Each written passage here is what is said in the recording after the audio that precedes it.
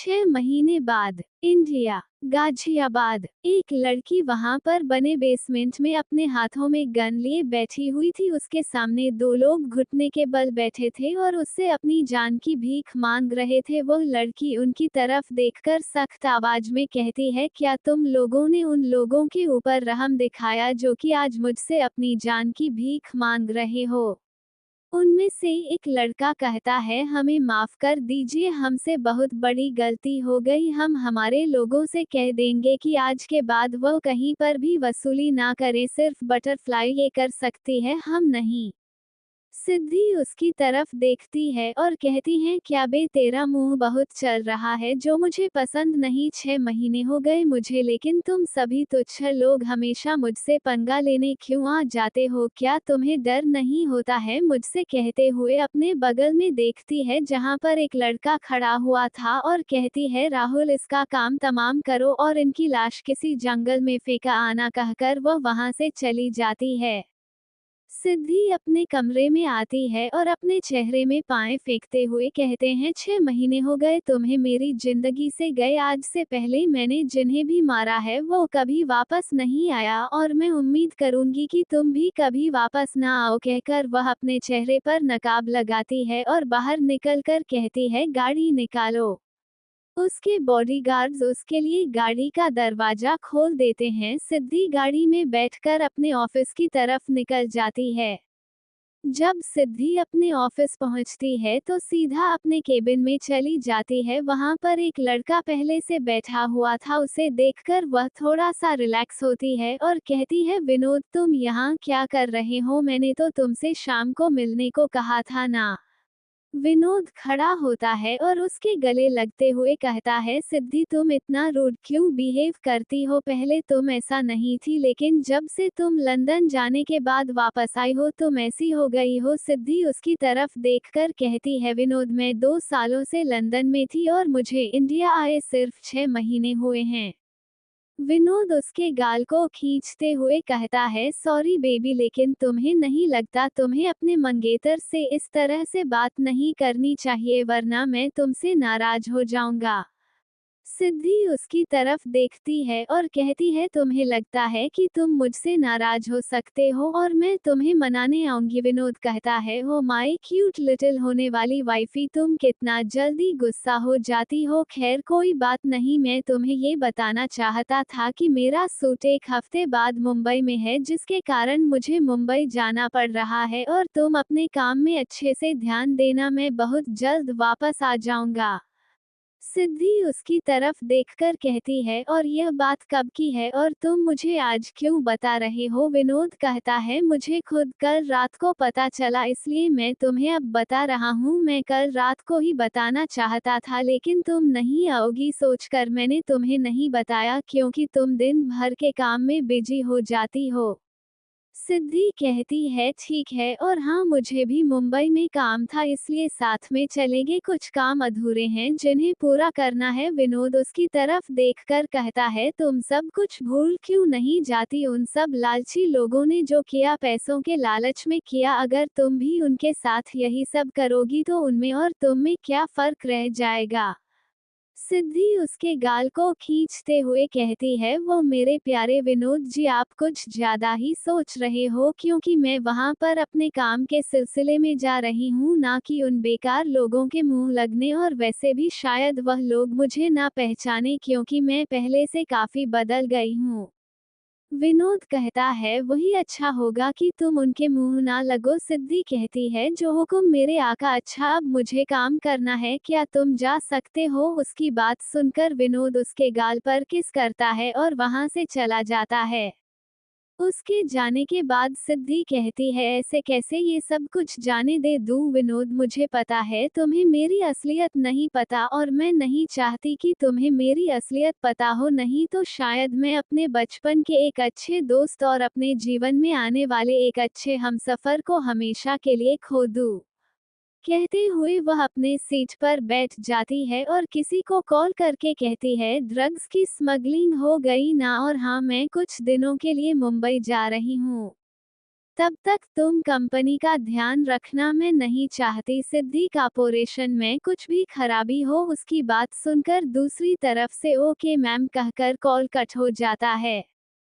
शाम का वक्त सिद्धि अपने केबिन में बैठी हुई थी, तभी राहुल उसके पास आता है और कहता है मैम देवराज तमाशा कर रहा है। वो कह रहा है कि आप एक कैरेक्टर लेस लड़की है और आपको गाजियाबाद की कुर्सी देने का कोई हक नहीं है, कैसे करेंगे। सिद्धि जिसके हाथ लैपटॉप में चल रहे थे उसके हाथ रुक जाते हैं और वह राहुल की तरफ देखकर कहते हैं जनता में मीटिंग फिक्स करो, हम आप खुद वहां पर भाषण में जाएंगे। उसकी बात सुनकर राहुल ठीक है मैम कहकर चला जाता है। रात के 8 बजे गाजियाबाद के एक बड़े से मैदान में भाषण रखा गया था। सिद्धि वहां पर जाती है और कुर्सी में बैठ जाती है। देवराज जब सिद्धि को देखते हैं तो कहते हैं लो आ गई हमारी तितली, उड़ते हुए आ ही गई। सिद्धि अपने हाथ में माइक लेकर कहती है देवराज जी, आपको नहीं लगता आप इस तितली को पकड़ने के लिए खुद भंवरे की तरह पीछे पीछे आ रहे हो। देवराज जब उसकी बात सुनता है तो उसकी पकड़ माइक पर कर जाती है और वह कहता है तमीज से बात करो लड़की, छोटी जुबान और लंबी बातें। सिद्धि मुस्कुराकर कहती है देवराज जी, ऐसे कौन से शास्त्र में लिखा है कि 21 साल की लड़की जनता पार्टी में हिस्सा नहीं ले सकती, और आप कह रहे हो छोटी जुबान पर बातें लंबी चलती हैं। तो हमारे जनता को वैसे लोग तो पसंद हैं कि काम धाम कुछ ना करो, खाली लोगों के भाषण सुनो और वोट दो, और जिस अंगूठा छाप को चाहे मंत्री के पद में जीता दो।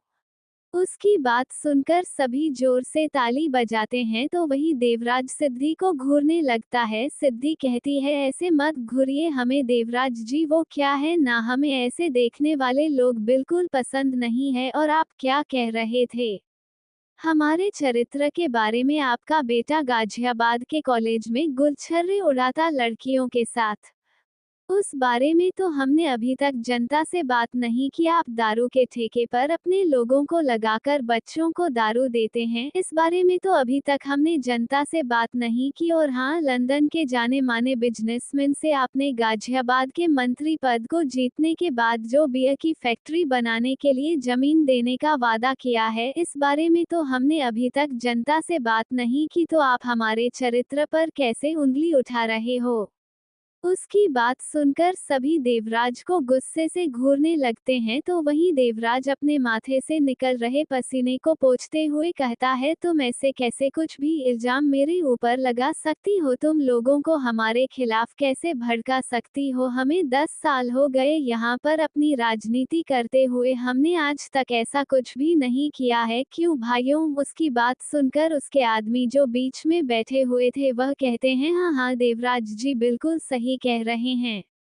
सिद्धि हंसते हुए कहती है क्या देवराज जी, आप भी ना अपने ही लोगों से अपना ही चर्चा? अब देखिए हम करते हैं जो हमारे भाइयों और उनकी पत्नियों आज तक देवराज जी ने 10 साल से क्या यहाँ पर स्कूल बनवाया?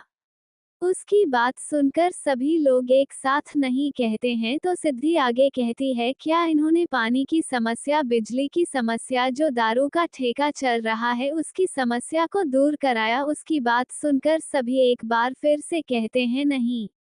सिद्धि कहती है अगर आप लोग हमें वोट देने का वादा करते हैं तो हम इस एक हफ्ते में ये सभी चीजें यहाँ पर लागू करा सकते हैं, ये हमारा सिद्धि चंद्राकर का वादा है। आप सभी से अब हम इजाजत चाहते हैं कहकर वह अपने हाथ जोड़ लेती है तो वहाँ पर बैठे सभी लोग अपनी जगह से खड़े हो जाते हैं। सिद्धि वहाँ से अपनी गाड़ी में बैठने से पहले देवराज की तरफ देखकर मुस्कुराती है और अपने आंखों में चश्मा लगाकर अपनी गाड़ी में बैठ जाती है और वहां से निकल जाती है। Audio by Sakil Jax 07। Siddhi के गाड़ी के चले जाने के बाद देवराज अपने लोगों की तरफ देखकर कहता है हम नहीं जानते, लेकिन हमें ये लड़की रास्ते में भीख मांगती हुई नजर आनी चाहिए, और वो सब तुम सब लोग कैसे करोगे वह तुम लोग जानो कहकर वह गुस्से से अपने गमछे को अपने गले में डालते हैं और वहां से चले जाते हैं। सिद्धि का घर। सिद्धि अपने घर में आती है तो राहुल उसके पास आकर कहता है मैम, आपने भरे भाषण के मैदान में देवराज का बेइज्जती करा है, हमें नहीं लगता कि वह शांत बैठने वाला है। सिद्धि अपने चश्मे को निकालते हुए कहती है, और हम भी तो यही चाहते हैं कि वह शांत ना बैठे, वह कुछ करे, फिर देखना हम कैसे उसकी इज्जत उछालते हैं। उसने हमें कैरेक्टर लेस कहा है, ना हम उसकी कैरेक्टर की कैसे लेस निकालते हैं। ये देवराज अपनी आंखों से देखेगा, उसका बेटा कहाँ है पता लगाओ, हमें वह कल सुबह तक हमारे बेसमेंट में चाहिए। ये कहकर वह वहां से अपने कमरे में चली जाती है। राहुल उसकी बात सुनकर वहां से चला जाता है। सिद्धि अपने कमरे में जाती है और आईने में खुद को देखते हुए कहती है, कभी कभी लगता है तुम्हारी परछाई मुझ में आ गई है। चले तो गए हो मुझसे दूर, लेकिन अपनी छाप सच में मुझ में छोड़ गए। लेकिन मैं कभी तुम्हारी तरह नहीं बनाऊंगी, मैं अपनी पहचान बनाऊंगी। अभी तो सिर्फ गाजियाबाद का बच्चा बच्चा जानता है, कुछ दिन बाद पूरी दुनिया जानेगी सिद्धि चंद्राकर क्या चीज है। कहकर वो बाथरूम में चली जाती है। कुछ देर बाद वह फ्रेश होकर बाहर आती है और सीधा बेसमेंट में चली जाती है। जब वो बेसमेंट में आती है तब वहां पर कुछ लोगों के बहुत सारे तस्वीर छपे हुए थे, जिनमें काले रंग का घेरा बना हुआ था। वहां पर दो लोग कुर्सी पर बैठे थे और उसके बगल में राहुल खड़ा था। सिद्धि, जिसने अपने चेहरे पर नकाब लगाया था, वह आकर उनके सामने एक रानी की तरह बैठ जाती है और कहती है, how are you mister Oliver. Mister Oliver Siddhi की तरफ देखकर कहता है, I am absolutely right, the way you said that the land which was bought for the beer factory in Ghaziabad has to be converted into a mall, so I had to talk to you about that. Siddhi उसकी तरफ देखकर कहती है, जी कहिए, क्या बात करनी थी आपको मेरे मॉल के बारे में। मिस्टर ओलिवर कहते हैं, मैम, उस मॉल को बनाने के लिए हमें लगभग 5 एकड़ की जमीन और चाहिए। पहले से 10 एकड़ है, तो हम कह रहे थे कि 15 एकड़ कर लेते हैं। सिद्धि कहती है, इतने छोटे से बात के लिए मुझे परेशान क्यों कर रहे हो आप लोग। राहुल है, वह सब संभाल लेगा, और अगर इसमें भी दिक्कत जा रही है तो ओजस को बुलाते हैं, वह सब कर देगा। कहकर वह राहुल की तरफ देखता है तो राहुल हाँ में सिर हिलाकर वहां से चला जाता है। मिस्टर ओलिवर सिद्धि की तारीफ करते हुए कहते हैं, आप सच में काफी अच्छी बिजनेस वुमेन के साथ एक काफी अच्छी नेता भी साबित होंगी। उसकी बात सुनकर सिद्धि अपनी उंगली ना में हिलाते हुए कहती है, नहीं मिस्टर ओलिवर, मैं बहुत बुरी हूँ। वह तो सिर्फ लोगों का आकर्षण और उनका संपत्ति पाने के लिए मुझे इतना अच्छा बनना पड़ता है, नहीं तो मेरे जैसे एक डेंजरस वुमेन के लिए गाजियाबाद जैसे शहर में सफर कर पाना कोई छोटी बात तो नहीं। मिस्टर ओलिवर कहते हैं, आप क्या बातें कर रही हैं। वैसे मुझे आपसे एक बात करनी थी। चंदन की लकड़ी के लिए हमें ट्रांसपोर्ट से बचकर निकलना होगा, क्योंकि लकड़ियां काफी काटती जा रहे हैं और वहां पर फॉरेस्ट ऑफिसर भी तो मौजूद होते हैं। मैं चाहता हूं कि आप चंदन की लकड़ी का इंतजाम करवाए, रकम दुगनी मिलेगी। सिद्धि कुछ देर सोचती है और कहती है, नहीं, ड्रग्स, हथियारों की हेराफेरी, डायमंड्स, सोना और बाकी इलीगल कामों में मैं आपकी मदद कर सकती हूँ, लेकिन पेड़ काटने के मामले में मैं नहीं कर सकती, क्योंकि मुझे जिंदा रहना है अभी, ताकि मैं दूसरों का खून चूस सकूं। इसलिए चंदन की लकड़ी मैं आपको उसकी परमिशन नहीं देती, और कोई और अगर देता है तो शायद आप मुझे बीच में पा सकते हो। मिस्टर ओलिवर को थोड़ा गुस्सा आता है, लेकिन वह सिद्धि को जानते थे, जिस कारण वह चुप रहते हैं और कहते हैं, कोई बात नहीं, मैं ऐसा कुछ नहीं करूंगा। सिद्धि कहती है, अगर बात हो गई हो तो आप यहाँ से जा सकते हैं। मिस्टर ओलिवर वहाँ से चले जाते हैं। उसके जाने के बाद राहुल एक हैंडसम से लड़के के साथ आता है। वह लड़का सिद्धि को प्यार से देखने लगता है। सिद्धि कहती है, ओजस। ओजस जल्दी से होश में आता है और कहता है, यस मैम। सिद्धि सख्त आवाज में कहती है, मिस्टर ओलिवर के काम में मदद करो और उसके ऊपर नजर रखो। अगर वह किसी के साथ भी चंदन की लकड़ी काटने का कॉन्ट्रैक्ट साइन करता है तो उसे तुरंत मौत के घाट उतार देना, बिना मुझसे पूछे। उसकी बात सुनकर राहुल कहता है, लेकिन मैम, वो तो हमारी सबसे बड़ी डीलर है, अगर उन्हें हमने मार दिया तो हमें बहुत से नुकसान होंगे। सिद्धि कहती है बॉस मैं हूँ इसलिए जो मैं चाहूँ वही होगा और हाँ अपने कुछ लोगों को ले जाकर दारू के ठेके को बंद करवाओ और यहाँ के बिजली जो अक्सर आती जाती रहती है उसकी समस्या को क्लियर करवाओ। जब मैं यहाँ की कुर्सी जीत जाऊंगी तो यहाँ का कुछ भला करूंगी, तब तक के लिए ये सब करो और 1 हफ्ते बाद मुझे मुंबई के लिए निकलना है, तब तक सारे लोग मेरे साइड हो जाने चाहिए। ये कहकर वह वापस अपने कमरे की तरफ चली जाती है।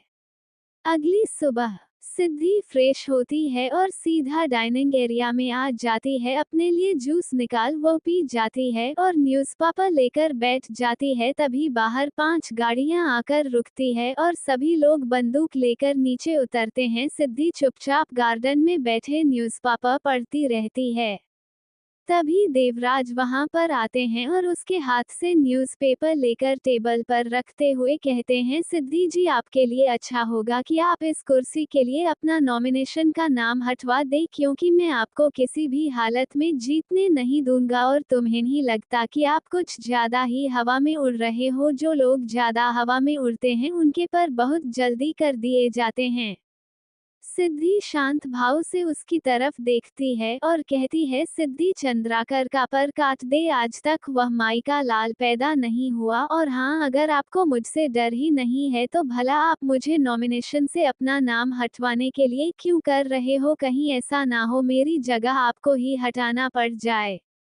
देवराज गुस्से से कहते हैं तू 2 कौड़ी की लड़की मुझे धमकी देगी, कहकर जैसे ही उसके हाथ को पकड़ने वाले होते हैं कि सिद्धि के सभी बॉडीगार्ड्स आकर उसे घेर लेते हैं। सिद्धि हाथ दिखाकर कहती है रुको बे, अगर ऐसे करोगे तो सभी हमें घमंडी और पावरफुल समझेंगे और हमारे सामने कोई खड़ा होने का दम नहीं रखेगा, इसलिए शांत रहो।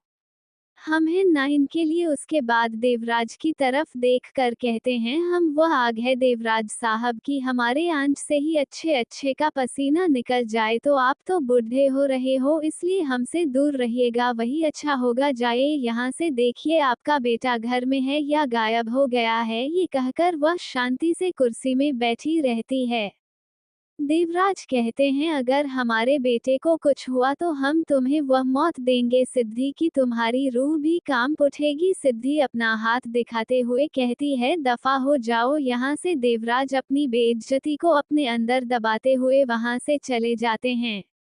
सिद्धि बेसमेंट में आती है तो देखती है वहां पर एक तकरीबन 24-25 साल का लड़का कुर्सी में बंधा हुआ था और बेहोश था। सिद्धि कुर्सी पर बैठ जाती है तो देखती है वो लड़का अभी भी बेहोश है। सिद्धि जग से पानी को उठाती है और उसके मुंह पर फेंकते हुए कहती है ओ बबुआ उठ जाओ, कब तक सोते रहोगे।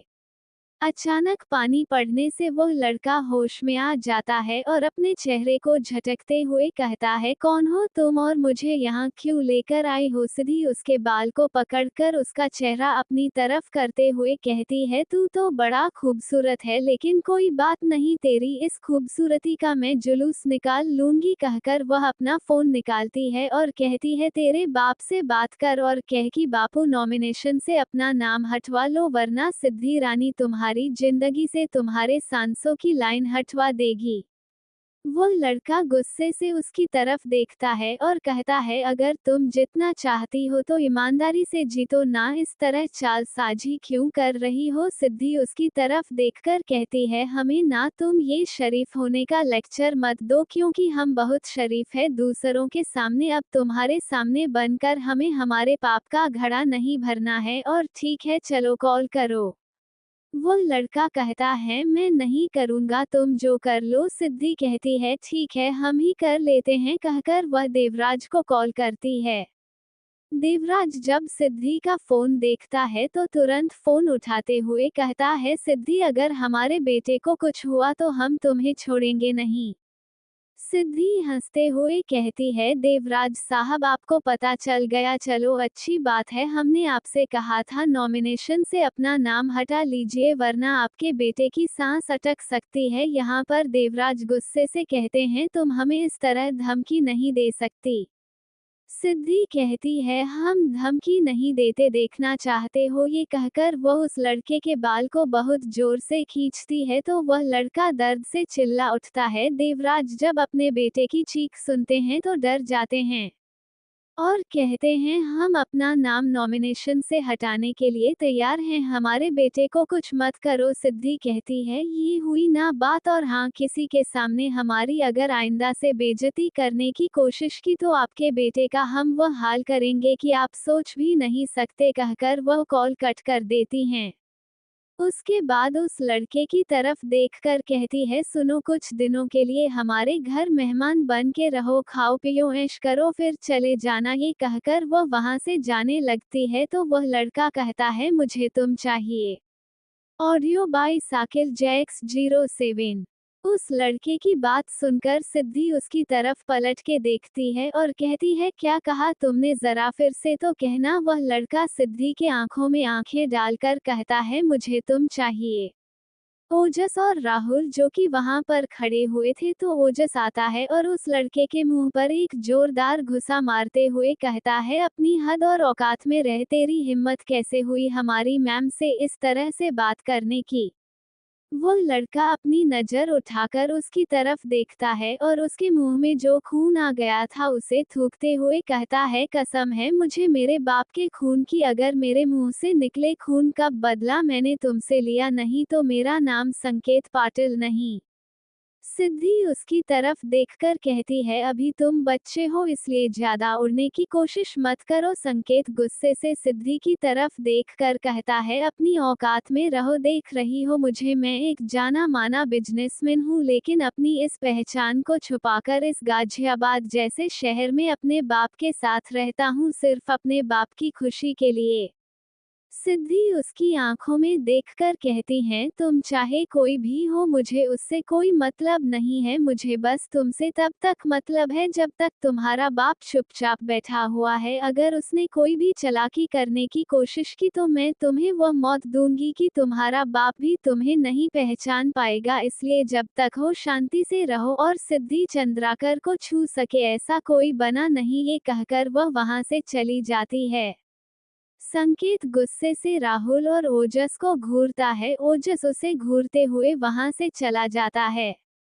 सिद्धि रेडी होकर अपने ऑफिस के लिए निकल जाती है।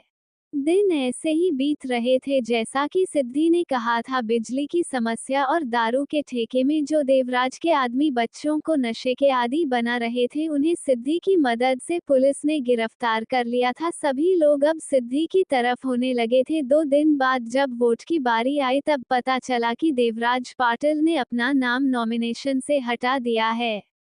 उसके साथ ही सिद्धि ने संकेत को छोड़ दिया। 30,000 वोट से सिद्धि गाजियाबाद के एमएलए के पद में जीत गई। जब सिद्धि के शपथ लेने की बारी आई तो वहां पर विनोद भी आया हुआ था, जो बहुत खुश था कि सिद्धि अब बिजनेस के साथ पॉलिटिक्स को भी ज्वाइन कर रही है। हिंडन हवाई अड्डा।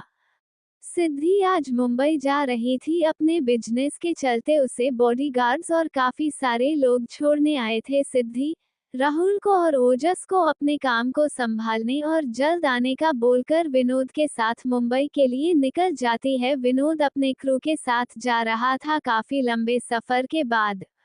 मुंबई एयरपोर्ट। सिद्धि मुंबई एयरपोर्ट में खड़ी थी, तभी वहां पर बहुत सारे लोग आते हैं और उसे घेर कर सही सलामत गाड़ी की तरफ ले जाते हैं। सिद्धि उन सब की तरफ देखकर कहती है, कुछ पता चला गोबर खानदान के बारे में?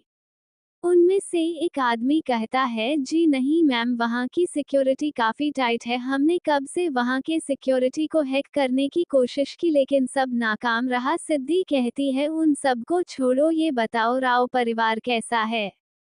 वही आदमी एक बार फिर कहता है, वो सभी अपने बिजनेस को बढ़ाने के लिए अपनी बेटी कृतिका का रिश्ता किसी बड़े खानदान में कर रहे हैं, लेकिन हमने उनके बारे में पता लगाने की कोशिश की, हमें पता नहीं चला। वह सभी काफी प्रोफेशनल है अपनी आइडेंटिटी को छुपाने के लिए।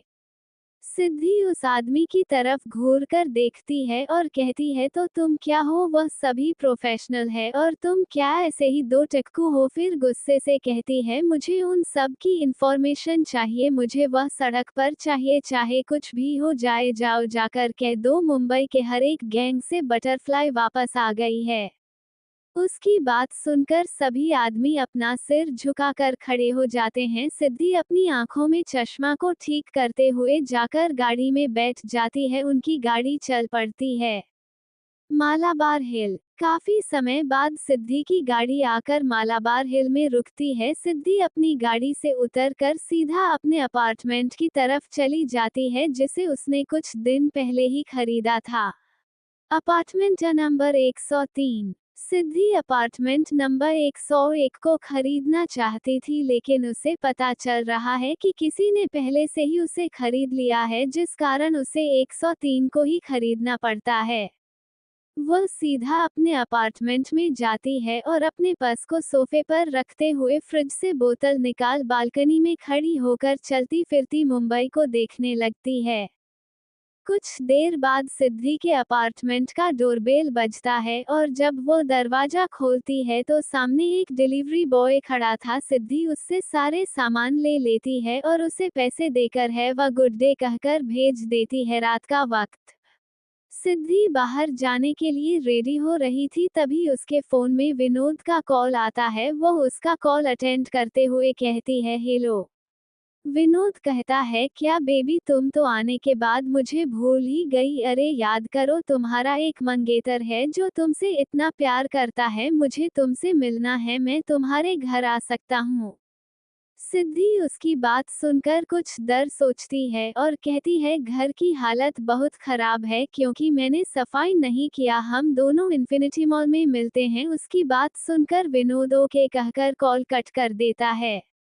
सिद्धि अपने अपार्टमेंट से निकलकर सीधा कॉरिडोर से होते हुए लिफ्ट की तरफ जाती है। उसे महसूस होता है कि कोई उसे लगातार देख रहा है। जब वो पलटकर देखती है तब वहां पर कोई नहीं होता। सिद्धि को लगता है वो उसका भय था, इसलिए वो सभी बातों को इग्नोर करते हुए अपने कपड़ों को ठीक करती है और वहां से जाने लगती है। तभी उसके कान में एकदम धीमी सी आवाज पड़ती है, where are you going baby girl? इस आवाज को सुनकर सिद्धि के पैर ठहर जाते हैं और उसके माथे पर हल्का पसीना आ जाता है और वह जल्दी से पलटकर इधर उधर देखते हुए कहती है, कौन है? सामने आओ, ये पीठ पीछे डरा क्यों रहे हो? लेकिन उसे कोई जवाब नहीं आता। सिद्धि फिर से एक बार सभी तरफ चेक करती है, उसके बाद सीधा लिफ्ट में चढ़कर नीचे की तरफ चली जाती है। परछाई एक जो कि बड़ी डरावनी थी उसे देख रही थी और उसके चेहरे पर एक शातिर मुस्कुराहट आ गई थी।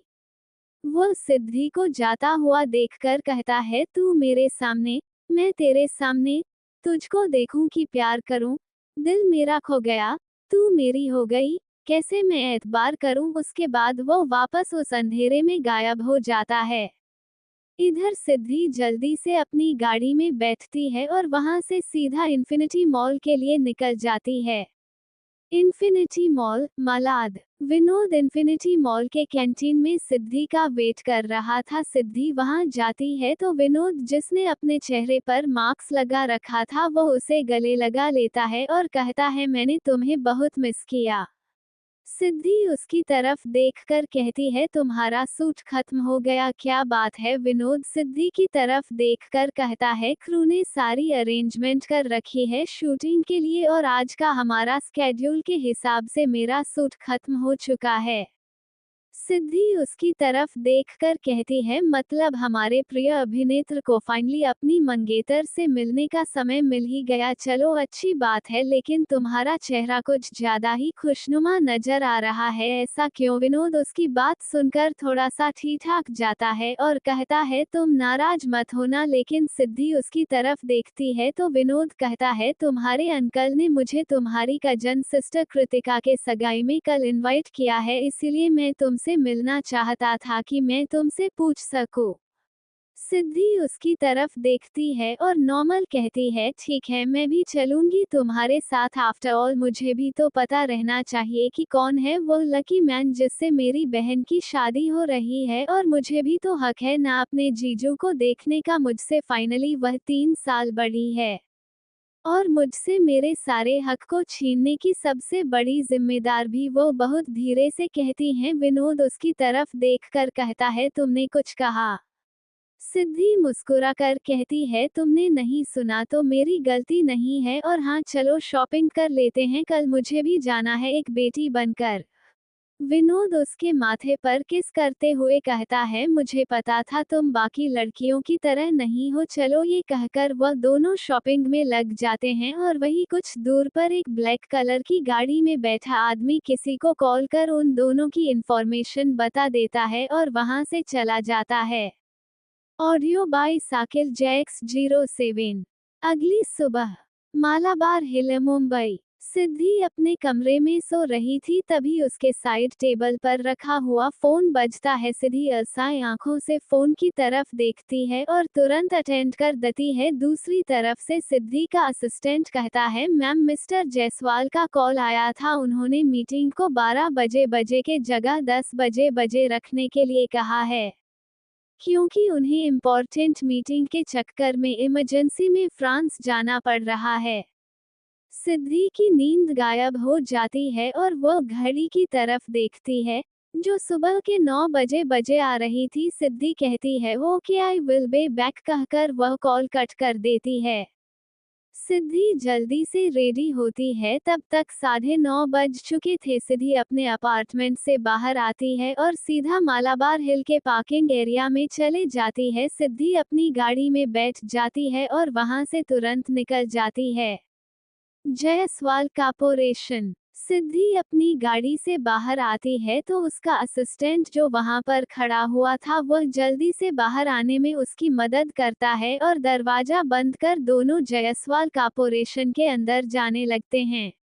सिद्धि अपने चेहरे पर मास्क लगाए जल्दी जल्दी चल रही थी और उसके पीछे उसका असिस्टेंट फाइल्स को पकड़कर चल रहा था। जब वह दोनों मीटिंग रूम के बाहर पहुंचते हैं तो सिद्धि तुरंत अंदर चली जाती है। सिद्धि जब अंदर आती है तो देखती है वहां पर काफी लोग बैठे हुए थे। वो अपनी सरसरी नजर सब तरफ डालती है, उसकी नजर एक आदमी पर ठहर जाती है और वह आदमी भी सिद्धि को ही घरे जा रहा था। सिद्धि के होठ हल्का सा हिलते हैं, लेकिन वह मिस्टर जायसवाल की तरफ देखकर उन्हें ग्रीट करते हुए कहती है, hello mister Jaiswal. Mister Jaiswal Siddhi की तरफ देखकर कहते हैं, hello miss Siddhi, well you are looking so beautiful and I am very impressed for you. आपकी जैसी कम उम्र की लड़की इतने बड़े मुकाम हासिल कर चुकी है, ये कोई छोटी बात नहीं, मुझे आपके साथ काम करके काफी अच्छा लगेगा। सिद्धि उसकी बात सुनकर कहती है, thank you mister Jaiswal for your complement. Mister Jaiswal उसे सीट ऑफर करते हुए बैठने को कहते हैं तो सिद्धि कुर्सी पर बैठ जाती है। उन सभी का मीटिंग शुरू होता है। सिद्धि अपने बनाए गए प्रेजेंटेशन और उसमें से होने वाले प्रॉफिट्स के बारे में उन सभी को समझाती है तो मिस्टर जायसवाल उसके प्रेजेंटेशन से काफी इम्प्रेस्ड होते हैं। कुछ देर बाद उन सब की मीटिंग खत्म होती है तो मिस्टर जायसवाल सबकी तरफ देखकर कहते हैं, मुझे इमरजेंसी में कुछ महीनों के लिए फ्रांस जाना पड़ रहा है और मैं आप सबको इस प्रोजेक्ट को मैंने किसको ऑफर किया है इस बारे में 2 घंटे बाद बताता हूँ, तब तक प्लीज आप सभी इंतजार कीजिए। उसकी बात सुनकर सभी मीटिंग रूम से बाहर वेटिंग रूम में चले जाते हैं। सिद्धि वेटिंग एरिया में बैठकर वहां पर लगे ग्लास के पास जाकर खड़ी हो जाती है और बाहर की तरफ देखते हुए मन में कहती है, वक्त का पैगाम यूं बदल कर लाया है कि जहां पर मैंने अपने सभी को ना जाने कैसे गवाया है, आ गई हूं मैं वापस उस जहन में जहां से मुझे अपनों ने ही खदेड़ कर भगाया है। कहते हो गए वह बाहर की नज़ारे को देख रही थी। तभी जो आदमी उसे मीटिंग रूम में घूर रहा था तो उसके पास आता है और कहता है, वाह एमएलए साहिबा, कैसा लग रहा है आपको एक बार फिर से उस आदमी को अपने सामने देखकर जिसके सिर पर गन रखकर आपने इस गद्दी को जीता है। सिद्धि उसकी आवाज सुनकर अपनी आंखें बंद कर लेती है और पलटकर उसकी तरफ देखकर उसकी आंखों में आंखें डाल कहती है, मिस्टर पाटिल, जो कुछ हुआ सो हुआ, मैं दुश्मनी नहीं करना चाहती। तारांकन, क्योंकि मेरे दुश्मन पहले से बहुत है और अगर मैं और दुश्मन बनाती हूँ तो मेरे लिए बुरा नहीं होगा, लेकिन मेरे दुश्मनों के लिए जरूर बुरा होगा, इसलिए मेरी जो कुछ भी दुश्मनी थी आपके बाप से थी। क्योंकि उसने बच्चों को और वहाँ के बड़ों को नशे की लत की आदत डलवा दी थी और वहाँ की जमीन को वो विदेशों के हाथे बेच रहे थे। संकेत उसकी बात सुनकर कहता है, तुम सच में इतनी ही अच्छी हो या नाटक करना इतने अच्छे से जानती हो? जहाँ तक मुझे पता है तुम खुद विदेशियों के साथ मिली हुई हो और उस जमीन पर मॉल बनाना चाहती हो। I am right? तो तुम कब से गाजियाबाद के लोगों के लिए इतना अच्छा सोचने लगी? सिद्धि उसकी बात सुनकर कहती है, दारू की भट्टी बनाने से अच्छा मैं वहाँ के लोगों की खरीदारी के लिए एक मॉल अरेंज कर दूँ, और वैसे भी वो जमीन बन जाए इसलिए कोई फर्क नहीं पड़ता। और हाँ, stay away from me and my work, by the way I don't know what I doing about you.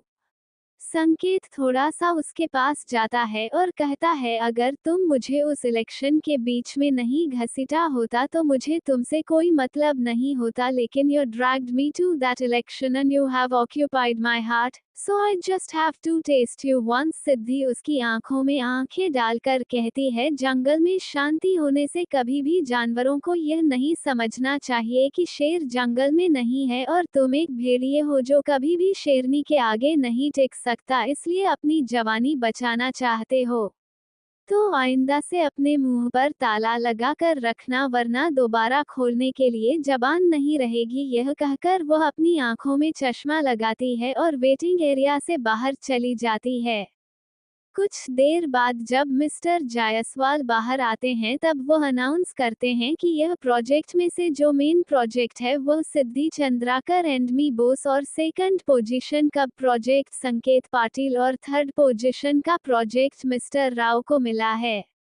जब सिद्धि यह सुनती है कि उसे किसी के साथ पार्टनरशिप करके काम करनी होगी तब उसे काफी गुस्सा आता है, लेकिन वह अपने गुस्से को कंट्रोल कर मिस्टर जायसवाल को थैंक यू कहती है और अपने प्रोजेक्ट को कंटिन्यू करने का बोलकर वहां से चली जाती है। और वहीं मिस्टर जायसवाल के केबिन में बैठे एक शख्स मुस्कुराता है और कहता है, I will be back baby girl and I need you sometimes. शाम का वक्त। सिद्धि स्पा में बैठी हुई थी क्योंकि विनोद उसे जबरदस्ती ले आया था। कुछ देर बाद दोनों स्पा से रेडी होकर सीधा राव फैमिली के लिए निकल जाते हैं। राव परिवार। विनोद और सिद्धि जब अंदर आते हैं तो देखते हैं वहां पर सभी ब्लैक एंड व्हाइट कलर के थीम पार्टी में आए हुए थे। अनफॉर्चुनेटली सिद्धि ने black off shoulder gown select किया था जिसमें वह बहुत हॉट लग रही थी, वही विनोद ने white and black combination business suit पहन रखा था। जैसे ही मिस्टर आपकी नज़र विनोद पर पड़ती है वह जल्दी से उनके पास आते हैं और उसकी तरफ देखकर कहते हैं, मैं बहुत खुश हूँ विनोद कि तुम इतने सालों बाद हमारे इस छोटे से पार्टी में हमारे बुलाने पर आए हो। कैसा चल रहा है तुम्हारा शूटिंग? विनोद मिस्टर राव की बात सुनकर कहता है, I am absolutely fine uncle and मेरी सूट भी बहुत अच्छी चल रही है। तभी मिस्टर राव की नज़र उसके बगल में खड़ी सिद्धि पर जाती है और वह विनोद की तरफ देखकर कहते हैं, who is this beautiful girl? जैसा कि सिद्धि को उम्मीद थी मिस्टर राव ने सिद्धि को नहीं पहचाना था। सिद्धि मुस्कुराती है और कहती है, hello mister Rao, I am Vinod मंगेतर and my name is Siddhi. Mister Rao को सिद्धि बात करने की टेक्निक काफी पसंद आती है और वह विनोद की तरफ देखकर कहते हैं, you are very lucky Vinod कि तुम्हें इतनी खूबसूरत और ब्रिलियंट लड़की मिली। कब शादी कर रहे हो दोनों? मिस्टर राव के सवाल पर विनोद जवाब देते हुए कहता है, बस मेरी शूटिंग खत्म हो जाए उसके बाद मैं लीव ले लूंगा और हम दोनों शादी कर कुछ दिनों के लिए यहाँ से बाहर चले जाएंगे। तब तक के लिए अभी मैंने शादी की बात को पोस्टपोन करके रखा है। मिस्टर राव के पीछे खड़ी लड़की जब ये सुनती है कि विनोद किसी और से प्यार करता है और उससे शादी करना चाहता है तो उसकी गुस्से की कोई सीमा नहीं होती। वह तुरंत दौड़ते हुए अपने कमरे में जाती है और वहां पर दरवाजा बंद कर सारे सामान को पागलों की तरह फेंकने लगती है। लाउड म्यूजिक होने के कारण उसकी किसी भी हरकत को नीचे खड़े लोगों को पता नहीं थी, लेकिन सिद्धि ने उस लड़की के चेहरे को देख लिया था और वह अंदर ही अंदर मुस्कुरा रही थी। तभी मैंने हॉल की तरफ उन सबको शोर की आवाज सुनाई देती है। जब सब उस तरफ देखते हैं तो ब्लैक कलर का यूनिफॉर्म पहने बहुत सारे बॉडीगार्ड अंदर आते हैं। सिद्धि की नज़र जब उन बॉडीगार्ड्स पर पड़ती है तो ना जाने क्यों उसके माथे पर ठंडे पसीने आने लगते हैं। मिस्टर राव विनोद को एक्सक्यूज में कहकर आए हुए गेस्ट को अटेंड करने चले जाते हैं। उन सभी बॉडीगार्ड्स के बीच में एक आदमी आ रहा था और उसके हाथ पर एक औरत ने अपनी बाहर लपेट रखी थी। उनके बगल में एक तकरीबन 25-26 साल का लड़का चल रहा था। सिद्धि की नज़र जब उस लड़के पर जाती है तब उसकी आंखें बड़ी हो जाती हैं और वह डर से कांपने लगती है। विनोद उसे कांपता हुआ देखकर कहता है, व्हाट हैपन बेबी, क्या तुम्हें ठंड लग रही है? सिद्धि खुद से बड़बड़ा आती है, वो कैसे हो सकता है? वो मुझे मार डालेगा, मैंने खुद उसे मारा था, वह वापस नहीं आ सकता, नहीं आ सकता। मिस्टर राव लोगों को अंदर लाते हुए कहते हैं, come on mister Bose, we were waiting for you only. Mister Bose अपनी पत्नी के साथ अंदर आते हैं और मिस्टर राव को देखकर कहते हैं, हमें लेट तो नहीं हुआ आने में? मिस्टर राव कहते हैं, कैसी बातें कर रहे हैं आप, हम तो सोच रहे थे कि आप आएंगे ही नहीं। मिस्टर बोस कहते हैं, आपने बुलाया और हम चले आए, वैसे होने वाली दुल्हन कहाँ है? मिस्टर राव कहते हैं, आप ही की बहू है, आप जितना समय बुलाएंगे उतना समय आ जाएगी। वह उसकी बात सुनकर मिस्टर बोस मुस्कुरा देते हैं और अपने बेटे की तरफ देखकर कहते हैं, जाओ जाकर अपनी होने वाली बीवी को ले आओ। उनका बेटा जय बोस उसकी बात सुनकर मुस्कुरा देता है। पार्टी अपने चरम सीमा पर थी। सिद्धि बार के पास विनोद के साथ खड़ी हुई थी। विनोद सिद्धि की तरफ देखकर कहता है, मैं तुम्हारे लिए सॉफ्ट ड्रिंक अरेंज करता हूँ, तुम्हें कोई जरूरत नहीं है हार्ड ड्रिंक करने की क्योंकि तुम हैंडल नहीं कर पाते। सिद्धि उसकी बात सुनकर मुस्कुरा देती है तो विनोद वेटर के पास जाते हुए कहता है, एक soft drink. Waiter okay sir कहकर चला जाता है तो विनोद सिद्धि के पास आई विल बी बैक कहकर बाथरूम की तरफ चला जाता है। सिद्धि बार के पास खड़ी रहती है, तभी वहां के सभी लाइट्स ऑफ हो जाते हैं और एक स्पॉटलाइट आकर जय और सीढ़ियों से आ रही कृतिका के ऊपर जलता है। सिद्धि बस जलती आंखों से वह सब कुछ देख रही थी। जय कृतिका के हाथ को पकड़ लेता है। मिसेज बोस और मिसेज रावथाल से अंगूठी लाकर उन्हें देते हैं तो जय कहता है, एक मिनट, मेरा दोस्त आने वाला है, जब तक वो नहीं आ जाता तब तक मैं सगाई नहीं करूंगा। कहते हुए वह अपने डैड की तरफ देखता है तो मिस्टर बोस तुरंत किसी को कॉल करते हैं। उनके कॉल करते ही बाहर आकर एक एसयूवी खड़ी होती है और उसके पीछे चल रहे 3 गाड़ियों में से बॉडीगार्ड्स बाहर आते हैं। वह लड़का अपने टाई को कसते हुए अंदर आता है। उसकी हाथों में ईगल का टैटू बना हुआ था और उसकी काली गहरी आंखें ना जाने कितने राज अपने खुद के अंदर दबाकर आ रहे थे। उसके चेहरे पर सख्त भाव साफ नजर आ रहे थे। मिस्टर बोस अपने बेटे जय की तरफ देखकर कहते हैं, आ गया तेरा दोस्त, अब तो करेगा सगाई। उसकी बात सुनकर जय बस मुस्कुरा देता है। Audio by Sakir Jax 07। Rao house. दर्जनों बॉडीगार्ड के आगे चल रहा आदमी मेन हॉल में आकर खड़ा हो जाता है। उसकी नजरें नीचे थी और उसका चेहरा उसके बाल से ढका हुआ था। जय आगे जाता है और उसे गले लगाते हुए कहता है, wow you are looking so hot. फिर उसके कान में धीरे से कहता है, तेरी माशूका भी आई है। वो लड़का बस तिरछी मुस्कुराहट के साथ उसकी तरफ देखता है और धीरे से उसके कान में कहता है, शादी बस नाटक है, सीरियसली रहने की जरूरत नहीं। जय उसकी बात सुनकर हमम बस कहता है और उस लड़के का हाथ को पकड़कर उसे स्पॉटलाइट की तरफ ले जाता है। सिद्धि जो कि बार के पास बैठे सॉफ्ट ड्रिंक कर रहे थे वो वहां से उठकर एक कोने में जाकर बैठ जाती है। जब अपने हाथ में माइक लेते हुए कहता है, अटेंशन प्लीज, मैं आप सभी को मेरे जिगरी यार जो कि आज से तकरीबन 6 महीने पहले यहाँ से गायब हो गया था, या फिर कह सकते हैं इंडिया आया ही नहीं था, आज फाइनली मेरे बुलाने पर वह आ गया है और मैं आप सबको मिलाना चाहूंगा ग्रोवर इंडस्ट्री के सीईओ मिस्टर रिजवान ग्रोवर से। सिद्धि जब उस नाम को सुनती है तो उसके हाथ से ग्लास गिर जाता है। अचानक ग्लास गिरने से सभी उस तरफ देखने लगते हैं। सिद्धि के चेहरे पर ठंडे पसीने आ रहे थे। रिजवान जब उसे देखता है तो उसकी मुस्कुराहट और भी ज्यादा कड़वी हो जाती है और वह अपने कदम उसकी तरफ बढ़ा देता है। सिद्धि जब रिजवान को अपनी तरफ आता हुआ देखती है तब वो वहां से भागने वाली होती है कि रिजवान के बॉडीगार्ड्स को देखती है जो उसे घेरकर खड़े थे। वह चुपचाप खड़ी हो जाती है। रिजवान उसके पास आता है और उसे ऊपर से लेकर नीचे तक देखते हुए कहता है, how do you feel by looking at me and you deserve to test even more in these 6 months. कहते हुए उसके कान में धीरे से कहता है, I will be bank baby girl and you know ना I love you are presence and यार इंटीमेसी। कहकर वो थोड़ा सा मुस्कुरा देता है और उसके हाथ को पकड़ उसे खींचते हुए मेन हॉल की तरफ ले आता है।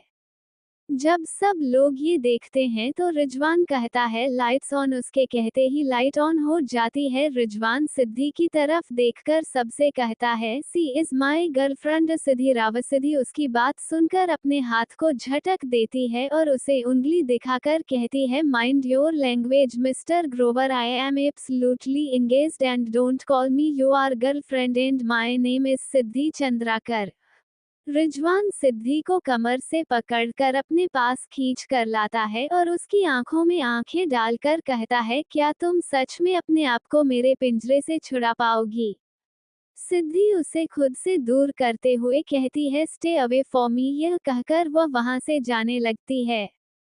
तो मिस्टर बोस कहते हैं, सिद्धि नाटक करना बंद करो, हम तुम्हें अच्छे से जानते हैं, इसलिए अब ज्यादा भोली भाली बनने की कोशिश मत करो। हमें अच्छे से पता है आज से ठीक 6 महीने पहले तुम हमारे रिजवान के साथ लंदन में रह रही थी और अब जब तुमने रिजवान को मारने की कोशिश कर ही ली है।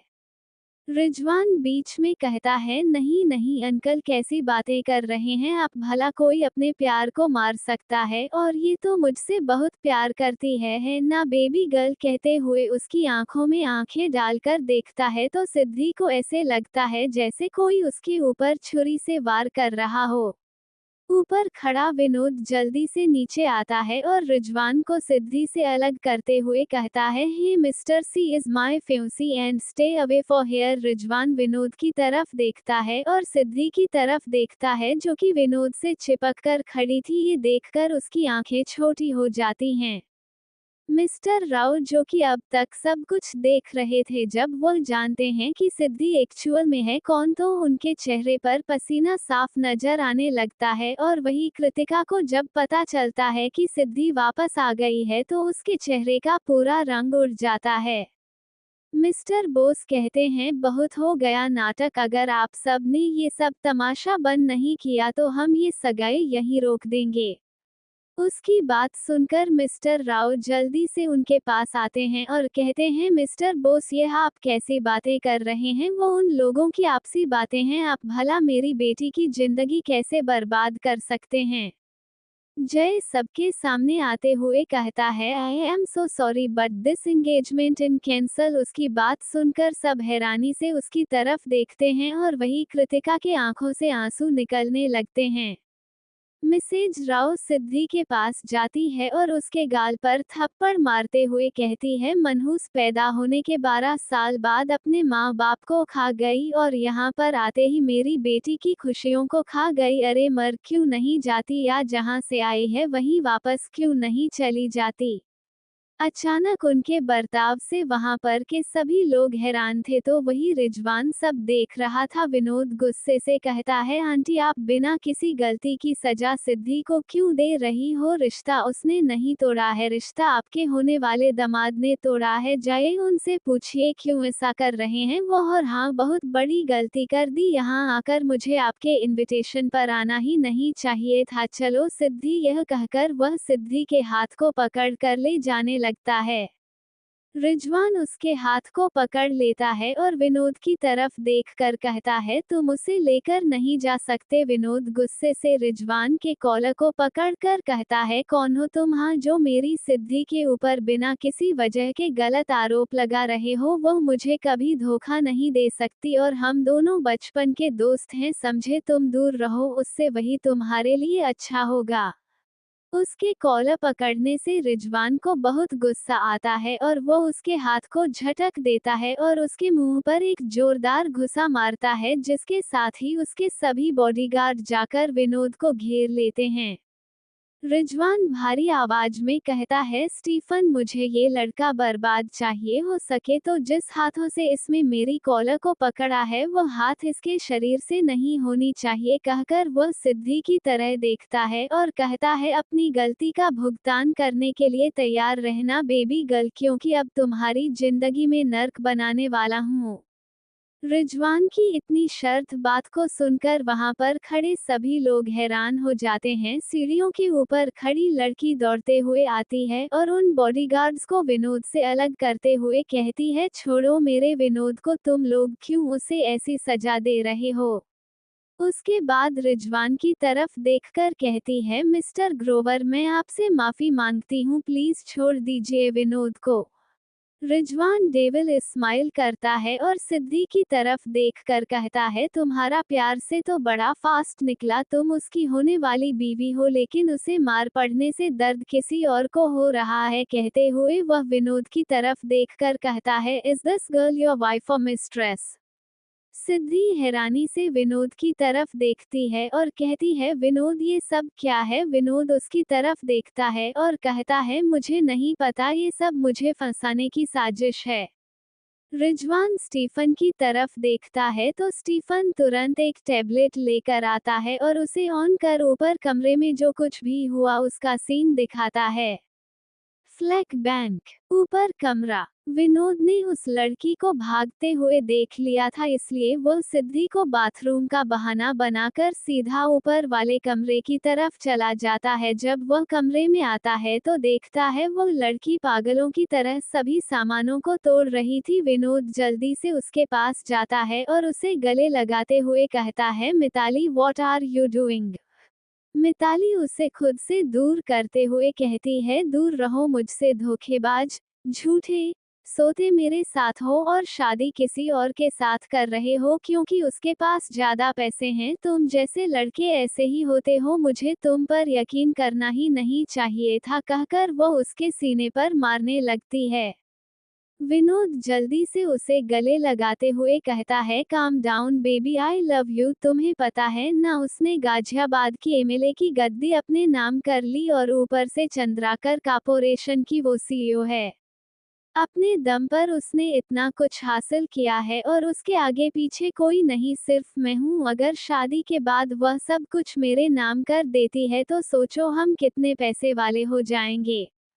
मैं शादी के एक दिन पहले ही उसकी सभी जायदाद अपने नाम करवा लूंगा और उसका मेरे साथ देने से मुझे कितना फायदा हो रहा है। मेरी शूटिंग की सभी खर्चे वही उठाती है, तुम बस मेरे साथ रहो और जो मैं कर रहा हूँ उसमें मेरा साथ दो, मैं तुम्हें कभी धोखा नहीं दूंगा। आई लव यू, ये कहकर वह उसके होठों पर किस करने लगता है। मिताली उसके चेहरे को अपने दोनों हाथों में पकड़ते हुए कहती है, तुम झूठ तो नहीं बोल रहे हो ना? मैं मर जाऊंगी तुम्हारे बगैर। I love you. Vinod Mitali को अपनी गोद में उठा लेता है और बेड पर ले जाता है। फ्लैक बैंक एंड। सिद्धि बिना किसी भाव के विनोद की तरफ देखती है। विनोद के चेहरे पर थोड़े पसीने आ रहे थे। सिद्धि उसके पास जाती है और उसके गले को कस के पकड़कर कहती है, मेरे प्यार का ये सिला दिया तुमने। एक लड़की के हवस के चक्कर में तुमने मुझे इस्तेमाल किया। अरे क्या कमी रह गई थी, तुम्हारे हर एक काम के खर्चे उठा दी थी, तुम्हारे हर एक मूवी में मैं इन्वेस्ट कर दी थी और तुमने मुझे ही धोखा दिया। विनोद जब देखता है कि उसका सभी पाशा उल्टा पड़ गया है तो वो उसके हाथ को झटक देता है और कहता है, तुम कौन सी सती सावित्री हो। कहते हुए वो रिजवान की तरफ देखकर कहता है, ये है ना तुम्हारा आशिक जिसके साथ तुमने लंदन में ऐश किया है और मुझ पर तुम चरित्रहीन होने की उंगली दिखा रहे हो। पहले खुद के कैरेक्टर पर नजर गाड़ कर देखो, उसके बाद मुझे कैरेक्टर लेस कहना। और हाँ, किया मैंने तुम्हारा इस्तेमाल, अब चली जाओ। ये कहकर वो अंगूठी को निकाल कर फेंक देता है और कहता है, मैं ये रिश्ता यहीं खत्म करता हूँ। और मिताली की तरफ देखकर कहता है, और मिताली से ही मैं शादी करूँगा अगर तुमसे ना कर पाया तो क्या हुआ, मिताली बनेगी मेरी वाइफ। देख रही हो वो कितने बड़े फैमिली से बिलोंग करती है, तुम्हारी तरह नहीं है। तभी गोली चलने की आवाज आती है। जब सब लोग आवाज की दिशा में देखते हैं तो सिद्धि ने ही गोली चलाई थी। सिद्धि सब की तरफ देखकर कहती है, आज मैं आप सबको इज्जतदार राव परिवार की एक छोटी सी कहानी बताना चाहूंगी जिसकी इकलौती संतान में सिद्धि राजेंद्र राव है। उसके बाद रिजवान की तरफ देखकर कहती हैं, चले जाओ यहाँ से क्योंकि मैं अब तुम्हारे हाथ कभी नहीं आऊंगी। मैं पंख निकालकर उड़ चुकी हूँ और अब तुम जैसा कोई भी शिकारी मुझे अपने पिंजरे में कैद नहीं कर सकता। उसकी बात सुनकर रिजवान डेविल स्माइल करता है और उसे कमर से पकड़ अपने पास लाकर उसके होठों पर अपने होंठ रख देता है। वहां पर खड़े सभी लोग हैरानी से उसकी तरफ देखते हैं।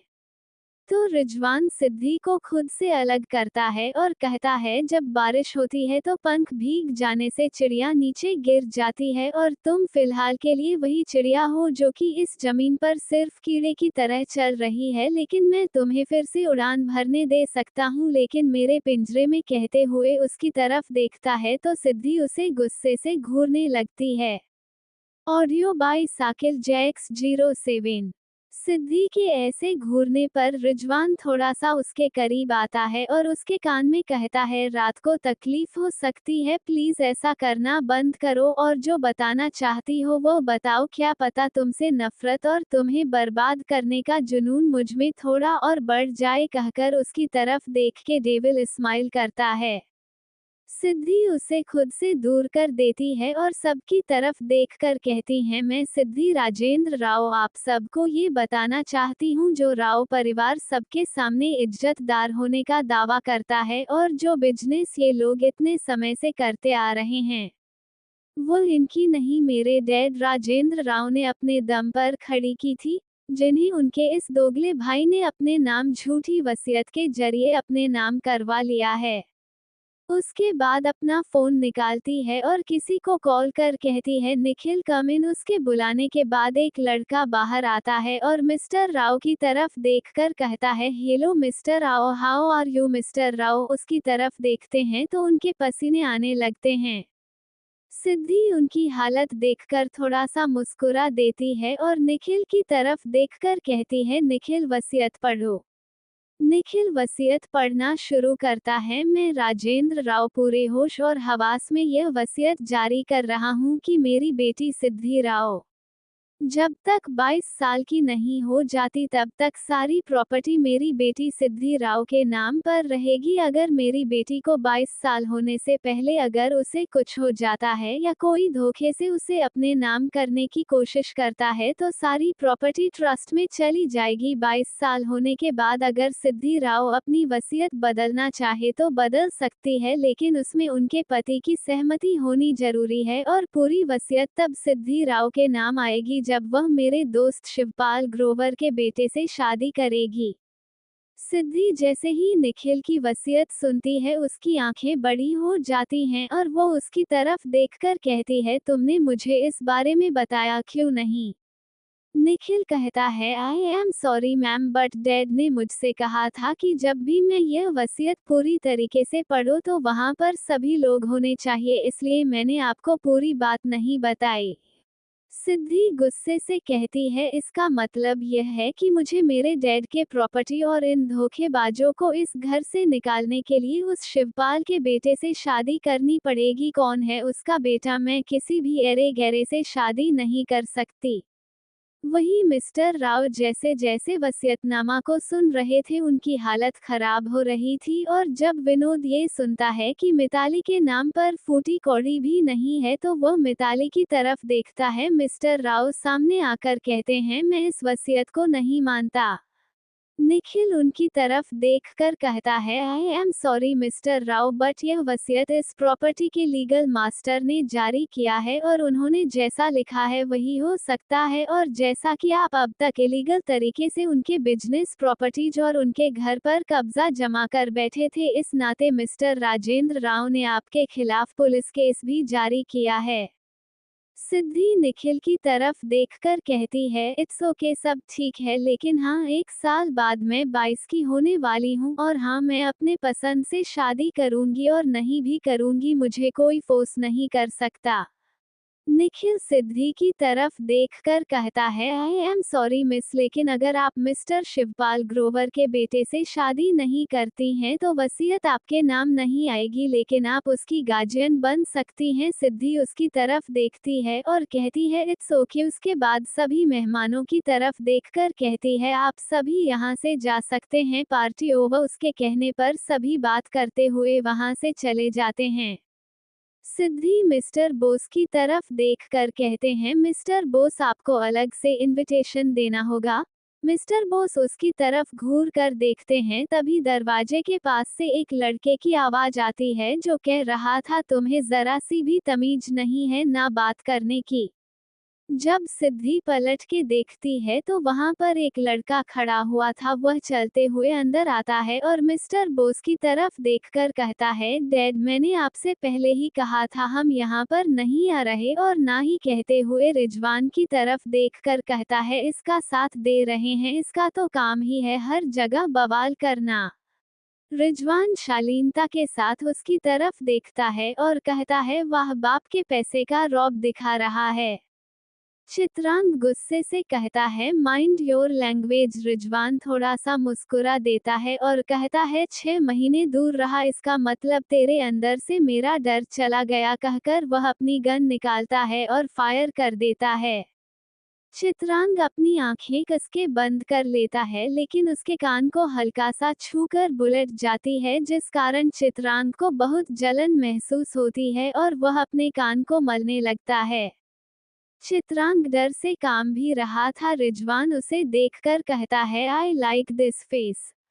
उसके बाद रिजवान सिद्धि के कमर को पकड़कर अपने करीब खींचता है और उसके होठों के बिल्कुल पास जाकर कहता है, वेल मैसेज सिद्धि। रिजवान ग्रोवर। सिद्धि उसे खुद से दूर करके कहती है, माइंड योर लैंग्वेज। रिजवान अपनी नजर उठाकर निखिल की तरफ देखता है तो निखिल कहता है, मिसेस रिजवान शिशुपाल ग्रोवर और आपके फ्यूचर हस्बैंड। रिजवान सिद्धि की तरफ देखता है और कहता है, मैं तो तुम्हें बहुत पहले से जानता हूँ मेरी तितली, और हाँ, तुम्हारी असलियत भी, जो तुम मुझे हमेशा मारने के बारे में सोचती थी और हमेशा अपने चाचा चाची से बदला लेने के बारे में सोचती थी। मैंने तुम्हारा आधा काम कर दिया, और हाँ, मैं तुमसे नफरत करता हूँ, अब तुम जानो कैसे रहना है मेरे साथ। यह कहकर वह डेविल स्माइल करता है। सिद्धि मिस्टर राव की तरफ देखकर कहते हैं, आप सभी लोग 1 घंटे के अंदर अपना सभी सामान लेकर यहाँ से दफा हो जाए, वरना मैं आप सबके खिलाफ पुलिस में एफआईआर दर्ज करूंगी कि आप लोगों ने मेरे डैड और मोम को मारने की कोशिश की थी। लेकिन अनफॉर्चुनेटली उनकी मौत एक्सीडेंट में हो गई। और अगर उसकी बात को बीच में काटते हुए रिजवान कहता है, I am not a human baby girl, I am a monster and I have not a heart because I am a heartless person. कहते हुए वह मिस्टर राव की तरफ देखता है और कहता है, मिस्टर राव, आपने जिस गाड़ी के एक्सीडेंट करवाया उसमें मेरे डैड, इसकी मॉम और इसके डैड भी थे। मैं इतना बड़ा दीदार नहीं हूँ जो आपको जाने के लिए कह दूँ, मुझे आपकी मौत चाहिए। ये कहकर वह अपने गन को निकालता है और मिस्टर राव की तरफ तान देता है। ये देखकर मैसेज राव जल्दी से सामने आती है और कहती हैं, तुम ऐसा नहीं कर सकते रिजवान। रिजवान अपनी एक आईब्रो ऊपर करता है और उनकी तरफ देखकर कहता है, हु आर यू, और मैं तुम्हारी बात क्यों मानूं, मुझे तुम्हारे पति की मौत चाहिए। ये कहकर वह ट्रिगर दबा देता है, जिसके साथ ही मिस्टर राव की खोपड़ी उड़ जाती है और उनका शरीर वही फर्श पर गिर जाता है। सिद्धि ये देखकर थोड़ा सा मुस्कुरा देती है। कृतिका गुस्से से सिद्धि के पास आती है और जैसे ही उसे थप्पड़ मारने वाली थी कि सिद्धि उसके हाथ को पकड़कर मोड़ देती है और उसके गाल पर 2 थप्पड़ जोड़ते हुए कहती हैं, छोटी बच्ची नहीं हूँ जिसे तुम जो चाहे वह करो, अब बड़ी हो गई हो और आई एम वेरी डेंजरस वुमेन, तुम्हारी तरह पति का बिस्तर गर्म करने के लिए नहीं हूँ, मैं गाजियाबाद के एमएलए हूँ, समझी। यह कहकर उसके हाथ को झटक देती है। कृतिका गुस्से से उसकी तरफ देखकर कहती है, यू ब्लूडी बीच, तुम्हारे कारण मेरा होने वाला फियोंसी से शादी कैंसिल कर गया और हमारी सारी खुशियां तुम्हें छीन ली। सिद्धि कड़वाहट से मुस्कुराती है और कहती है, मैंने तो सिर्फ तुम्हारी खुशियां छीन ली है, तुमने तो मेरी खुशियों का जरिया छीन लिया। क्या करूंगी मैं इस प्रॉपर्टी का, जबकि मेरे पास इससे भी कई गुना ज्यादा प्रॉपर्टी है। मुझे बस मेरा हक चाहिए, जिसे अब मैंने ले लिया। 8 सालों से तड़प रही थी मैं इस दिन को देखने के लिए। उसके बाद विनोद के सामने जाकर कहता है, और हाँ मिस्टर विनोद, एक बात याद रखना, तुम मेरे कोई काम के नहीं हो और अब नाटक करना बंद करो, क्योंकि तुमने मेरी बहन को बहुत अच्छे से अपने जाल में फंसा लिया। उसकी बात सुनकर मिताली विनोद की तरफ देखती है तो विनोद मिताली का हाथ को झटक देता है और सिद्धि के बगल में आकर खड़ा हो जाता है। मिताली उसकी तरफ हैरानी से देखकर कहती है, विनोद। विनोद थोड़ा सा मुस्कुराता है और कहता है, जैसे को तैसा, और हाँ मैं तुमसे कोई प्यार नहीं करता, I am a play boy and तुम जैसी बिगड़ेल लड़की को मैं अपनी दूर दूर तक भटकने नहीं दे सकता, और तुमसे प्यार मेरी जूती। उसके बाद सिद्धि की तरफ से कर कहता है, I am sorry my dear sweetie and my dear best friend. Siddhi thumbs up करती है और कहती हैं, तुम सच में काफी अच्छे एक्टर हो, आई लाइक इट। विनोद मुस्कुरा कर कहता है, तुमसे अच्छा नहीं। उसके जाने के बाद सभी धीरे धीरे वहां से चले जाते हैं। मिसेज ग्रोवर, कृतिका और मिताली तीनों मिस्टर राव की लाश के सामने बैठकर रो रहे थे। रिजवान अपने बॉडीगार्ड्स की तरफ देखकर कहता है, कचरे को साफ करो, और वहां से निकल जाता है। मालाबार हिल। सिद्धि पार्किंग एरिया में अपनी गाड़ी से उतरती है और धीमे कदमों से अपने अपार्टमेंट की तरफ जाती है। तभी पीछे एक एसयूवी आकर रुकती है और उसमें से एक लड़का बाहर आता है। सिद्धि लिफ्ट लेकर सीधा अपने अपार्टमेंट की तरफ जाती है। वह जैसे ही रूम नंबर 101 को पार करती है, वह लड़का उसके हाथ को पकड़ लेता है और उसे खींचते हुए 101 के अंदर ले जाता है। सिद्धि जब ये देखती है तब उस हाथ को पलटकर उसे मोड़ के पीठ से लगा देती है और उस आदमी को पिलर से और गुस्से से कहती हैं, तुम मेरा पीछा क्यों कर रहे हो, तुम्हें अपनी मौत एक बार फिर दर्शन करनी है। रिजवान गुस्से से उसके हाथ को झटक देता है और उसके गले को कस के पकड़ दीवार पर सटाते हुए कहता है, तुम्हें पता है मेरा मन कर रहा है कि मैं तुम्हें अभी जान से मार दूं, लेकिन लगता है तुम्हारा और मेरा रिश्ता काफी पुराना है। I hate you. Audio by Sakil Jax 07। उसकी बात सुनकर सिद्धि उसकी तरफ देखती है और उसके चेहरे को अपने बिल्कुल पास लाकर उसके होठों को लगभग छूते हुए कहती है, अगर तुम मुझसे इतना ही नफरत करते हो तो चलो एक डील करते हैं। रिजवान बिना किसी भाव के उसकी तरफ देखता है तो सिद्धि कहती है, मेरे डैड की वसीयत के हिसाब से मुझे तुमसे शादी करनी पड़ेगी, और जब तक मैं तुमसे शादी ना कर लूं तब तक उनकी प्रॉपर्टी मेरे नाम नहीं हो सकती। रिजवान उसकी तरफ देखता है और उसके होठों पर किस करने लगता है। सिद्धि उसके कंधे पर हाथ रखकर उसे दूर करते हुए कहती है, पहली मेरी बात तो सुन लो। रिजवान उसके हाथ को पकड़ के मोड़ के उसके कमर पर लगा देता है और कहता है, तुम्हें क्या मैं कोई एरा गैरा लगता हूँ जो तुम मेरे साथ डील कर रही हो। एक बात बहुत अच्छे से याद कर रखना बेबी गर्ल, डील मैं करता हूँ और वही करता हूँ जहाँ मेरा फायदा हो, और तुमसे शादी करने के बाद तुम यही सोच रही होगी ना कि मुझसे तलाक लेकर तुम सारी प्रॉपर्टी अपने नाम कर सकते हो, लेकिन ये तुम्हारी गलत फहमी है।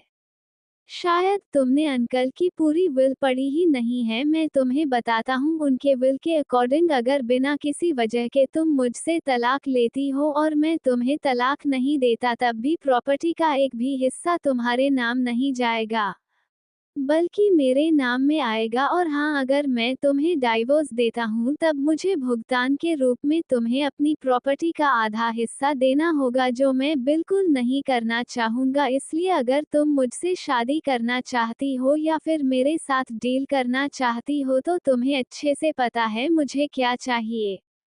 सिद्धि उसे खुद से दूर धकेल देती है और कहती हैं, कभी नहीं, तुम्हारे साथ जिंदगी भर मैं कभी नहीं रह सकती। तुम जैसे राक्षस के साथ रहने से अच्छा मैं यहाँ से हमेशा के लिए वापस गाजियाबाद चली जाऊं। रिजवान उसे ऊपर से लेकर नीचे तक देखते हुए कहता है, और तुम्हें ऐसा क्यों लगता है कि मैं तुम्हें खुद से दूर जाने दूंगा, जब मैं तुम्हें 6 महीने पहले खुद से दूर नहीं जाने दिया? तो अब तो मेरा बदला तुमसे बाकी है और तुम्हारे लिए हर एक वार का जवाब देना बाकी है, तो मैं तुम्हें कैसे खुद से दूर जाने दे सकता हूँ? Will I don't care. तभी रिजवान का फोन बजता है। रिजवान कॉल अटेंड करके कहता है, बोलो स्टीफन। स्टीफन कहता है, बॉस मिस्टर ओलिवा आपके साथ मीटिंग करना चाहते हैं। रिजवान एक नज़र सिद्धि की तरफ देखता है और कहता है, मुझे मंजूर है, मुझे पता है, उन्होंने मुझसे बात कर ली है, मैं मिस्टर ओलिवा के साथ काम करने के लिए रेडी हूँ। सिद्धि जब रिजवान के मुंह से मिस्टर ओलिवा का नाम सुनती है तब कहती है, देखो तुम सही नहीं कर रहे हो, वह मेरे साथ डीला है। रिजवान कॉल कट कर देता है और सिद्धि को अपने पास खींच कर कहता है, baby girl, deal is deal, चाहे वह किसी के साथ हो। शायद तुमने गैंगस्टर की दुनिया में ये सीखना भूल चुकी हो। सिद्धि उसे खुद से दूर करते हुए कहती हैं, तुम्हें पता भी है वो चंदन की लकड़ी की तस्करी चाहता है। रिजवान उसकी बात सुनकर हंसता है और कहता है, पैसा है तो सब है, तुम भी हो, मैं भी हूँ, और पैसे के लिए तो तुम मुझ तक आने के लिए भी रेडी हो। हूँ। सिद्धि उसकी तरफ घूर कर देखती है और कहती है, गैंगस्टर हूँ लेकिन तुम्हारी तरह नहीं हूँ जो अपनी जमीर को खा जाए। रिजवान उसके गले को कस के पकड़ते हुए कहता है, अपना मुंह ज्यादा मत चलाया करो, क्योंकि तुम्हें अच्छे से पता होगा मुझे ज्यादा बात करने वाले लोग पसंद नहीं है। वह 6 महीने से मुझे ठीक से नींद नहीं आई, मैं सोना चाहता हूँ। सिद्धि उसे खुद से दूर धकेल देती है और कहती है, भाड़ में जाओ, ये कहकर वहां से जाने लगती है। तो रिजवान उसे कमर से पकड़ लेता है और अपने आप से सटाते हुए कहता है, तुम में काफी गट्स आ गए हैं, लेकिन तुम्हारी हिम्मत बंद करो और रोमांस करो। कहकर वो उसे गोद में उठा लेता है और कमरे की तरफ चला जाता है। सिद्धि उसके सीने पर मारते हुए कहती है, देखो तुम ठीक नहीं कर रहे हो। रिजवान उसके आंखों में देखकर डेविल स्माइल करता है और कहता है, कौन सा? ये हमारा फर्स्ट नाइट है baby girl, open your cloth, but it's okay, I will be manage. ये कहकर वो उसके ऊपर आ जाता है और लाइट ऑफ कर देता है। अगली सुबह सिद्धि की नींद खुलती है। उसके ऊपर सिर्फ एक सफेद रंग का चादर ढका हुआ था और रिजवान वहां से गायब था। सिद्धि गुस्से से उस चादर को निकाल कर फेंक देती है और बाथरूम में घुस जाती है। रिजवान, जो कि बालकनी में खड़ा हुआ था, उसे जब सिद्धि के उठ जाने का एहसास होता है, वो सीधा बाथरूम में घुस जाता है और पीछे से सिद्धि को गले लगाते हुए उसके गले पर किस करता है और कहता है, बेड मॉर्निंग। सिद्धि अचानक उसके छूने से डर जाती हैं, उसके बाद उसे खुद से दूर करते हुए कहती हैं, दूर रहो मुझसे। रिजवान उसकी तरफ देखता है और मुस्कुरा कर कहता है, आज हम दोनों ग्रोवर मेंशन चल रहे हैं। आफ्टर ऑल मुझे तुम्हें अपनी शो कोल्ड मदर और अपने फैमिली से जो इंटरव्यूज करवाना है, बाकी तो तुमने मेरे फ्रेंड्स को देख लिए हैं जो सिर्फ मेरे साथ नाम और काम के हैं। बाकी हम दोनों शादी होने के बाद मेरी दुनिया में चलेंगे जहां पर सिर्फ वायलेंस ही रहेगा, क्योंकि मुझे वही पसंद है। कहकर वह थोड़ा सा उसे सहलाता है और उसे किस करते हुए वॉल से सटा देता है।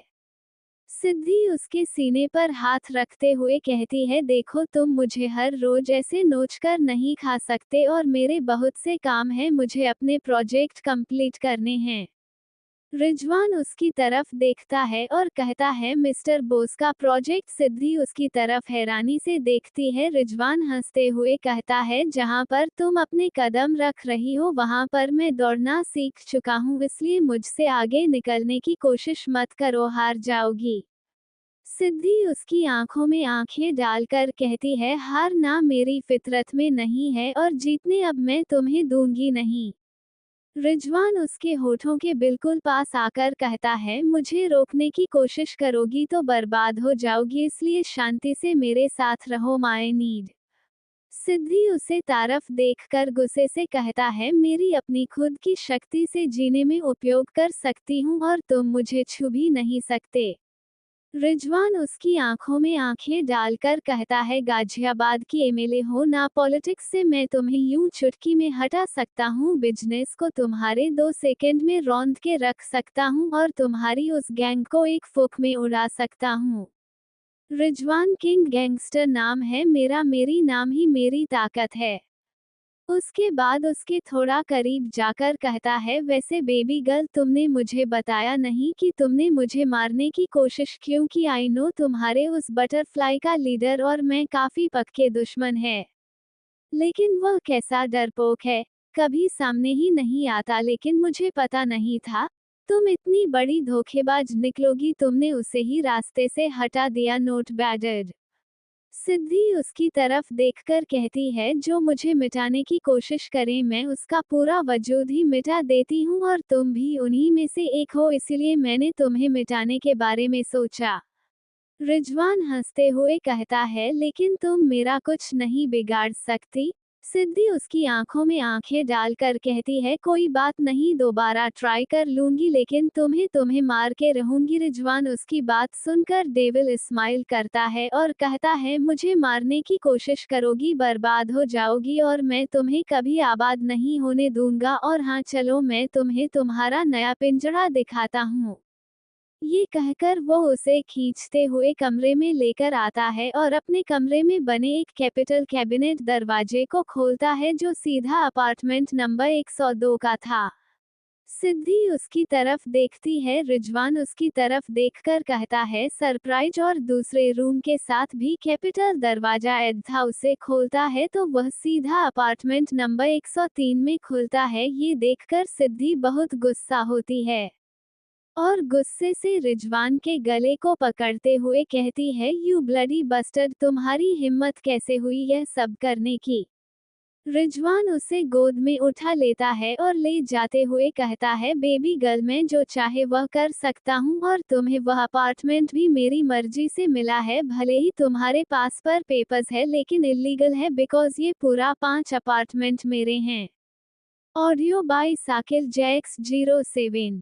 सिद्धि जब ये सुनती है कि वह 5 अपार्टमेंट रिजवान के हैं तब उसे खुद की बेवकूफ़ी पर गुस्सा आने लगता है कि उसने सभी चीजें खुद पता क्यों नहीं लगाई बल्कि अपने लोगों को क्यों कहा। रिजवान उसकी शक्ल देखकर कहता है क्या हुआ, तुम जिस शतरंज में राजा को मारने के बारे में सोच रही हो मैं उस शतरंज का राजा हूँ, क्योंकि मुझे मेरे प्यादे नहीं बचाते बल्कि मैं खुद अपने आप को बचाता हूँ, दूसरों को मौत के घाट उतार कर 1 कदम या 3 कदम चलकर नहीं बल्कि पूरे शतरंज में घूमकर। कहते हुए वो उसे रूम में ले आता है और बेड पर बैठाते हुए कहता है मैंने तुम्हारे लिए कल रात एक ड्रेस अरेंज की है, सॉरी बट मैं तुम्हारे रूम में पहले भी आ चुका हूँ और मैं तुम्हें 2 दिन से देख रहा हूँ, आई एम सॉरी बट मैं कंट्रोल नहीं कर पा रहा। कहते हुए वह फिर से सिद्धि के साथ इंटीमेट हो जाता है। दोपहर का समय। सिद्धि थकान से चूर बेड पर लेटी हुई थी, उसे अपनी पूरे शरीर में काफी तेज दर्द हो रहा था। वो खुद से कहती है ये भेड़िया मुझे नोच खाएगा, मुझे जल्द से जल्द इससे पीछा छुड़ाना होगा। रिजवान जो कि कबर्ड के पास खड़ा हुआ रेडी होकर उसे देख रहा था वह कहता है मुझसे पीछा छुड़ाना इतना इजी नहीं है, और अब तो बिल्कुल नहीं क्योंकि अब तो तुम्हें मेरे पास ही रहना है, मेरे साथ रहना है। सिद्धि उसकी तरफ घूर कर देखती है तो रिजवान उसकी तरफ एक शॉपिंग बैग देखत हुए कहता है रेडी हो जाओ, मैं तुम्हारा नीचे वेट कर रहा हूँ, ये कहकर वहां से चला जाता है। सिद्धि उसे जली खोटा सुनाते हुए रेडी होने चली जाती है। सिद्धि कुछ देर बाद रेडी होकर आती है तभी उसका फोन रिंग करता है। उसे दे अपना फोन अटेंड करते हुए कहती है, हाँ ओजस, क्या बात है। दूसरी तरफ से ओजस कहता है, मैं मिस्टर ओलिवर किसी मिस्टर ग्रोवर के साथ चंदन की लकड़ी की तस्करी करने वाले हैं। उन्होंने कल रात को ही डील साइन कर लिया है, क्या करना है। सिद्धि तिरछी मुस्कुराती है और कहती है, उसका और मेरा पार्टनरशिप है, इसका मतलब अगर वह मर जाता है तो उसके जितने भी प्रॉफिट हैं वो सभी मेरे खाते में आएंगे, मार दो उसे। उसकी बात सुनकर ओजस ओके मैम कहकर कॉल कट कर देता है। जब सिद्धि आती है तब उसकी नज़र रिजवान पर जाती है जो कि वहां पर आराम से बैठा अपने मोबाइल के साथ खेल रहा था। उसके चेहरे पर कोई भाव नहीं थे, वह बिल्कुल समुद्र की तरह शांत था, लेकिन उसकी आंखों में तूफान साफ नजर आ रहा था। सिद्धि चल के उसके पास जाती है और उसके सामने अपने पैर के ऊपर पैर रखकर सोफे पर बैठ जाती है। ये देखकर रिजवान हल्का सा मुस्कुरा देता है और कहता है, तुम में इतनी ताकत है कि तुम मेरे सामने पैर पर पैर रखकर बैठ सको, not bad baby girl but. उसके बाद कहने पर सिद्धि उसकी तरफ देखती है और उसकी आंखें सिकुड़ जाती हैं। रिजवान अपनी एक आईब्रो ऊपर करके अपने होंठ हल्का सा हिलाता है और कहता है, but I don't like your attitude because it excites me to be wild with you. Siddhi उसकी तरफ देखकर मुस्कुराती है और कहती है, लेकिन मुझे तुम्हारा कोई डर नहीं है और मुझे अपना एटीट्यूड बहुत प्यारा है और तुम्हारी डील कैंसिल। रिजवान अपनी जगह से खड़ा होता है और उसकी तरफ जाते हुए कहता है, हसीनाओं की आंखों में मुझे पाने का तड़प है, लेकिन तेरी आंखों में मुझे बर्बाद कर देने की चाह। जरा खुद को संभाले कातिल हसीना, कहीं मेरी बर्बादी तेरी वजूद को मिटाने कर रहा ना बन जाए। उसके शायरी को सुनकर सिद्धि मुस्कुराकर कहती है, तुझे बर्बाद देखना मेरा जुनून है, तेरी आंखों में मेरा डर मेरा ख्वाब, तुझे मिटाने के साथ अगर मेरी वजूद मिट जाए यही होगा मेरे जीने की असली राह। उसकी बात को सुनकर रिजवान की आंखें कठोर हो जाती हैं और वो उसके पास जाता है और उसके गले को कस के पकड़ कहता है, मुझे गुस्सा दिलाने की जिद छोड़ दो सिद्धि, क्योंकि अगर मैं अपने असली रूप में आ गया you don't handle about me और उसके बाद कुछ होगा उसकी जिम्मेदार तुम खुद होगी, otherwise you don't blame about me. Siddhi उसकी आंखों में देखकर कहती है, मैं वो काम नहीं करती जिसके लिए बटरफ्लाई को सोचना पड़े और किसी और को ब्लेम करना पड़े।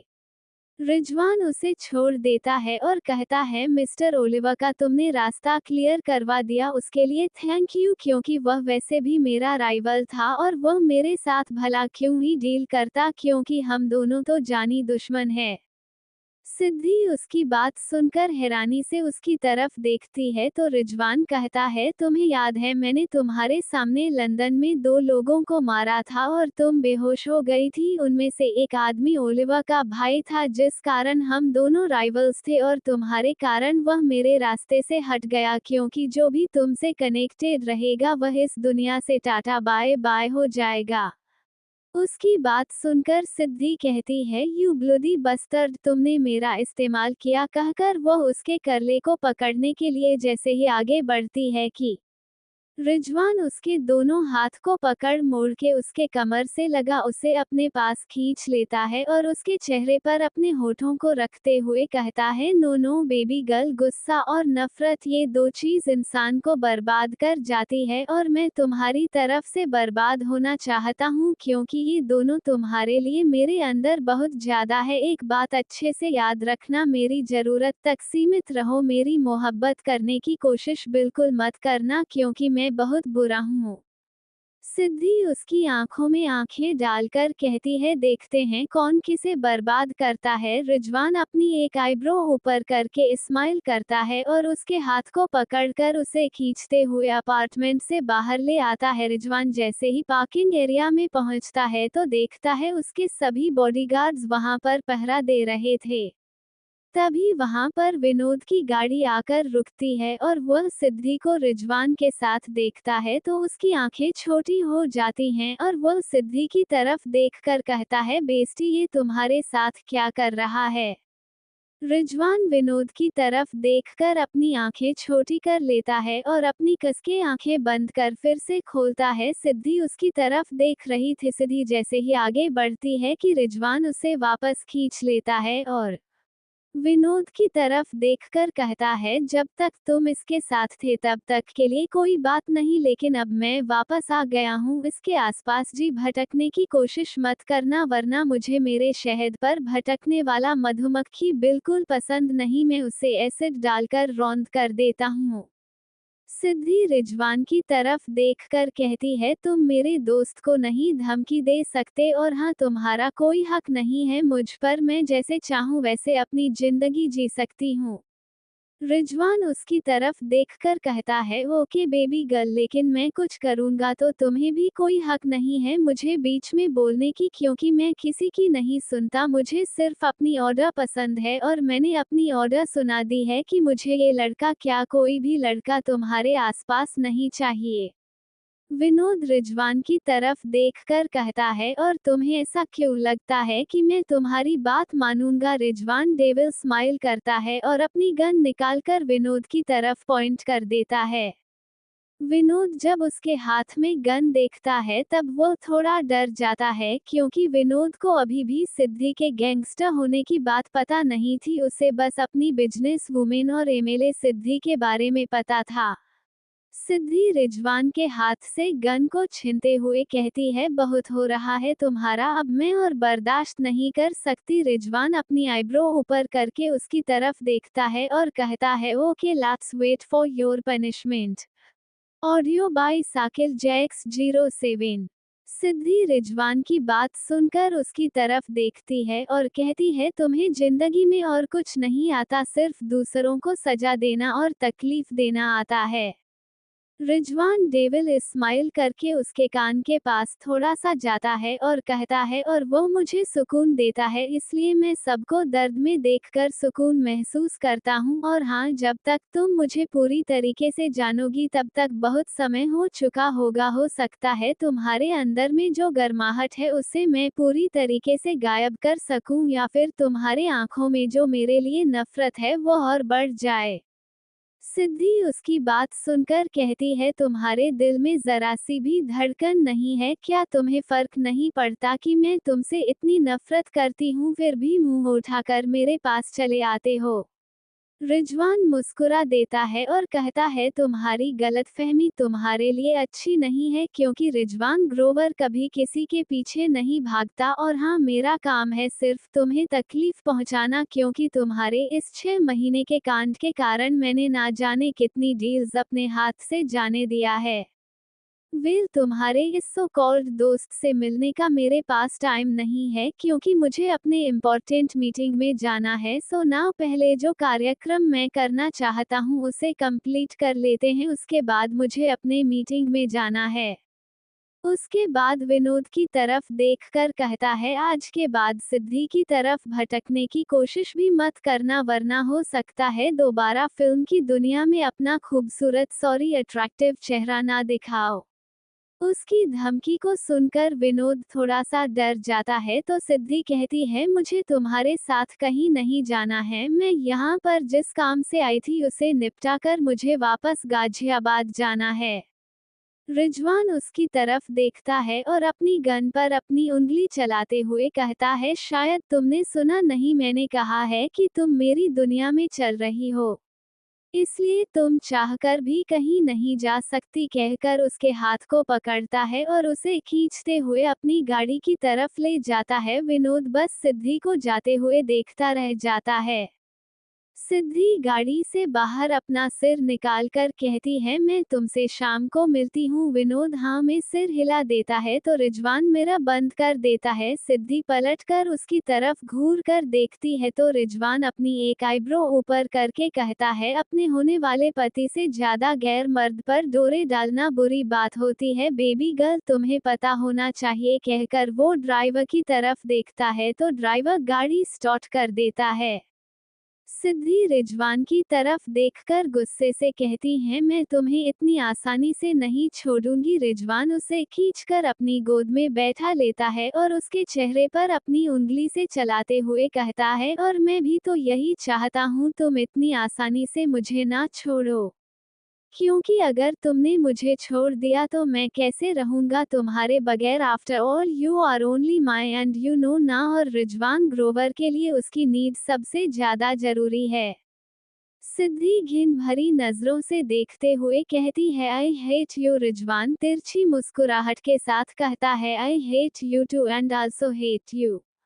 कुछ देर बाद उनकी गाड़ी रजिस्ट्रार ऑफिस के पास आकर रुकती है। सिद्धि जब ये देखती है तो कहती है, हम यहाँ पर क्यों आए हैं? तुमने कहा हम ग्रोवर मेंशन चल रहे हैं। रिजवान कहता है, मैंने सोचा मैं अपनी सो कॉल्ड फैमिली को सरप्राइज दे दो कि देखो मैंने उनकी कही बात मान ली, क्योंकि वह चाहते हैं कि मैं शादी कर लूं, इसलिए मैं तुमसे शादी कर रहा हूँ। ये कहकर वो उसे खींचते हुए गाड़ी से बाहर लेकर आता है और दोनों रजिस्ट्रार ऑफिस के अंदर चले जाते हैं। सिद्धि मन में कहती है, कर लो, अच्छा है, मैं भी नहीं चाहती थी तामझाम, बस शादी के होने के बाद मुझे अपना काम निकालना है और यहाँ से तुम्हें डाइवोर्स देकर हमेशा के लिए चले जाना है। और जब तक ये बात मीडिया में सबूत के साथ नहीं आ जाते तब तक मेरी रेपुटेशन को भी कोई खतरा नहीं है। रिजवान उसकी तरफ देखकर डेविल स्माइल कर देता है और फोटोग्राफर की तरफ देखता है, और फोटोग्राफर डरते डरते उन दोनों की तस्वीर लेता है जो कि बड़ी खतरनाक थी। सिद्धि रिजवान की तरफ देखकर कहती है, तुम्हें मेरी आइडेंटिटीज कहाँ से मिली? रिजवान कहता है, it's not a big problem baby girl, क्योंकि मैं तो तुम्हारे रूह को कहीं से भी खोज कर ला सकता हूँ, तो फिर तुम्हारा आइडेंटिटीज खोजना मेरे लिए कौन सी बड़ी बात है। कुछ देर में उन दोनों की शादी हो जाती है। सिद्धि एक गहरी सांस लेती है और रिजवान की तरफ देखकर कहती है, मैं नहीं चाहती कि हम दोनों, वह इतना ही कह पाई थी। रिजवान का फोन बजता है। रिजवान सिद्धि तरफ देखकर इशारा करता है और अपना फोन लेकर दूसरी साइड चला जाता है। रिजवान फोन पर कहता है, नाउ गेम ऑन, बिकॉज मैं चाहता हूँ मेरी बीवी को छोटी सी सरप्राइज मिले। उसकी बात सुनकर स्टीफन ओके कह देता है। रिजवान वापस जाता है और सिद्धि की तरफ देखकर कहता है, बीवी। सिद्धि अपनी आंखें कसके बंद कर लेती है और पलटकर रिजवान की तरफ देखकर कहती है, लाइसेंस मिल गया, इसका मतलब यह नहीं है कि जगह जगह मुझे बीवी कहो, मुझे बिल्कुल पसंद नहीं है। रिजवान अपनी आंखें छोटी करके कहता है, बीवी को बीवी नहीं कहूंगा तो क्या मिस्ट्रेस कहकर बुलाऊं? अच्छा लगेगा तुम्हें, मुझे कोई प्रॉब्लम भी नहीं है। सिद्धि रिजवान से अपना हाथ छुड़ाता है और अपने गले में पहने वरमाला को निकालते हुए रजिस्ट्रार ऑफिस के बाहर जाने लगती है। तभी उसे कैमरास की आवाज सुनाई देती है। सिद्धि जब पलट के देखती है तो वहां पर बहुत सारे मीडिया वाले खड़े थे। सिद्धि रिजवान की तरफ देखती है जो मुस्कुरा रहा था। सिद्धि अपने गुस्से को कंट्रोल करते हुए मीडिया वालों की तरफ देखती है। तो उनमें से एक रिपोर्टर कहता है, मिस सॉरी मिसेज ग्रोवर, आप दोनों ने शादी कर ली, कांग्रेचुलेशन। और हाँ मिस्टर ग्रोवर दिल्ली के नहीं पूरे वर्ल्ड के जाने माने बिजनेस टाइकून है और हमने सुना है कि इनका हाथ अंडरवर्ल्ड से भी है, और आप गाजियाबाद की नई एमएलए और एक बिजनेस वुमेन है, तो क्या आप हमें बता सकते हैं कि आपने मिस्टर ग्रोवर से शादी क्यों की? सिद्धि उसकी तरफ देखती है और कहती है, लोहे को लोहा काटता है, वैसे ही एक गुरूर में चूर इंसान को गुरूर में चूर इंसान ही काटता है, इसीलिए मैंने इनसे शादी की है ताकि मैं इन्हें प्यार करना सिखा सकूं, है ना मिस्टर ग्रोवर?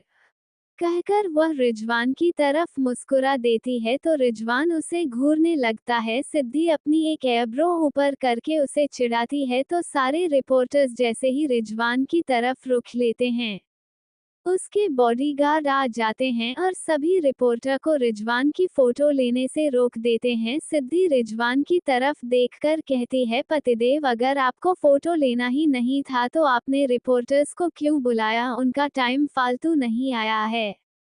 हम दोनों की एक प्यारी सी फोटो हम मीडिया में शेयर करते हैं। ये कहकर वह रिजवान को खींच लेती है और जबरदस्ती उसके हाथ को अपने कमर में रखकर उसके चेहरे को मीडिया वालों की तरफ करते हुए धीरे से कहती है, चलो कोई नहीं, तुमने कुआं खोदा है ना, तुम ही गिरो। रिजवान उसके कमर पर चिकोटी काटता है तो सिद्धि उसे घूरकर देखती है। रिजवान स्माइल करते हुए उसकी तरफ देखता है और उसे सबके सामने किस करता है। सिद्धि की आंखें हैरानी से बड़ी हो जाती है। तो वही रिपोर्ट जल्दी जल्दी उनका फोटो क्लिक करने लगते हैं। रिजवान कुछ देर उसे किस करने के बाद मीडिया वालों की तरफ देखकर कहता है, मैं चाहता हूं कि आप लोग इस फोटो को हाईलाइट पर रखें और न्यूज़पेपर के फ्रंट पेज पर। वैसे वर्ल्ड के बिजनेस टाइकून की शादी कोई छोटी बात तो नहीं और मैंने इसे मिस्ट्री नहीं रखा है, पब्लिकली अनाउंस किया है। तो मैं आशा करूंगा आप सभी से अच्छे से सपोर्ट करेंगे। सिद्धि के कमर पर हाथ रखता है और गाड़ी की तरफ चला जाता है। उसके बॉडीगार्ड मीडिया वालों को उससे दूर करते हुए उन दोनों को गाड़ी में ले जाते हैं। सिद्धि गाड़ी में बैठती है और उसके कमर पर रखे गन को उठाकर उसके सामने तान कर कहती है, तुम हमारी हिम्मत कैसे हुई मीडिया वालों को बुलाने की। रिजवान उसके एक्शन को देखकर मुस्कुरा देता है और उसके गन को छीनकर उसके गले पर रखते हुए कहता है, ऐसा ना हो शादी के पहले ही दिन हेडलाइन पर चमके रिजवान ग्रोवर ने किया अपनी पत्नी मिसेज ग्रोवर की हत्या, इसलिए ज्यादा होशियारी मेरे सामने मत झाना। क्योंकि प्यार नहीं हो तुम, मेरा सिर्फ नीड हो और तुम्हारे so called dad mister Rajendra Rao के प्रॉपर्टी को अपने नाम करने का जरिया। तुम्हें क्या लगता है रिजवान ग्रोवर बिना फायदे के कोई काम करता है? तुमसे मुझे सिर्फ यही फायदा है कि मुझे पावर मिलेगी जो कि मेरे पास पहले से है। लेकिन तुम्हारी प्रॉपर्टी मेरे खाते में आकर और ज्यादा उसे बढ़ा जाएगी। सिद्धि गुस्से से कहती है, मरोगे तो क्या कब्र में लेकर जाओगे। रिजवान अपने सिर को नामे हीलता है और कहता है, तुम्हारे साथ बच्चे भी तो पैदा करने हैं, उनके नाम करता जाऊंगा। सिद्धि नफरत के साथ उसकी तरफ देखती है और कहती है, तुम बहुत घिनौने हो। रिजवान मुस्कुरा देता है और कहता है, असली सजा तो अभी बाकी है, you just wait and watch, क्योंकि यह तो सिर्फ एक छोटा सा था, तब क्या होगा जब तुम्हारी सबसे अजीज चीज मैं तुमसे दूर कर दूंगा। चलो ग्रोवर मेंशन चलते हैं। ये कहकर वह ड्राइवर की तरफ इशारा करता है तो ड्राइवर हाँ में सिर हिलाकर ग्रोवर मंसन की तरफ गाड़ी ले लेता है। Audio by Sakil Jax 07। Grover mansion. Rizwan और सिद्धि की गाड़ी आकर ग्रोवर मेंशन के बाहर रुकती है। सिद्धि बहुत ज्यादा कुड़ चुकी थी, उसे बहुत गुस्सा आ रहा था और उसका मन कर रहा था कि वह रिजवान को जान से मार दे। रिजवान सिद्धि के कमर पर हाथ रखता है और बिना किसी एक्सप्रेशन के उसकी तरफ देखकर कहता है, बीवी लेट्स गो। सिद्धि अपने दांत पीसते हुए उसकी तरफ देखती है लेकिन कहती कुछ नहीं। रिजवान उसके कान के पास जाकर धीरे से कहता है, आई लाइक यू और साइलेंट मोड, क्योंकि तुम जब भी बोलती हो सिर्फ कड़वा ही बोलती हो और मुझे वह भी बहुत पसंद है जब मेरा मूड खराब होता है, लेकिन आज मेरा मूड बहुत अच्छा है। ये कहकर वो मुस्कुरा देता है तो सिद्धि उसकी तरफ घूर कर देखती है। रिजवान उसे कमर से पकड़कर आगे आगे चलता है तो सिद्धि भी उसके साथ खींची चली जाती है। रिजवान जब मेन हॉल में पहुंचता है तो वहां पर काफी लोग बैठे हुए थे। रिजवान सबकी तरफ कोल्ड एक्सप्रेशन के साथ देखता है तो सभी खड़े हो जाते हैं। मिसेज ग्रोवर जो कि वहां पर बैठी न्यूज चैनल में टीवी को ही देख रही थी, सिद्धि को देखकर कहती है, तो तुम अपनी बीवी को ले आए। रिजवान उसकी तरफ देखकर कहता है, सो मिसेज ग्रोवर आपने कहा था शादी करने के लिए, मैंने कर लिया और आपके पति तो जिंदा है, मेरे डैड मर चुके हैं। सो मैंने उनकी दोस्त की बेटी से शादी की है जैसा कि वह चाहते थे, और हाँ मैं नहीं चाहता कि कोई भी मेरी चीजों पर हक जताए क्योंकि मुझे बिल्कुल पसंद नहीं। वहां पर खड़ी उसकी चाची कहती है, रिजवान तुम्हें जरा सी भी तमीज नहीं है अपनी माँ से बात करने की। रिजवान तिरछी नजरों से उसकी तरफ देखता है और कहता है, जो औरत अपने पति को छोड़कर किसी और मर्द की रखेल बन जाए मुझे नहीं लगता उसे बीच में बोलने की जरूरत होती है, और आप सभी सिर्फ नाम के मेरे परिवार हैं। और फिर मैसेज ग्रोवर की तरफ देखकर कहता है, और यह सिर्फ मुझे पैदा करने वाली औरत, इन्होंने मुझे ना कोई परवरिश दी है और ना ही ऐसा कोई चीज सिखाया है। जब उसकी चाची शीला ग्रोवर यह सुनती है तो उसे बहुत गुस्सा आता है। उसके चाचा अरविंद ग्रोवर कहते हैं, रिजवान अपनी जुबान पर लगाम दो, मैंने तुम्हारी चाची से शादी की है, वो हमारी कोई रखेल नहीं है।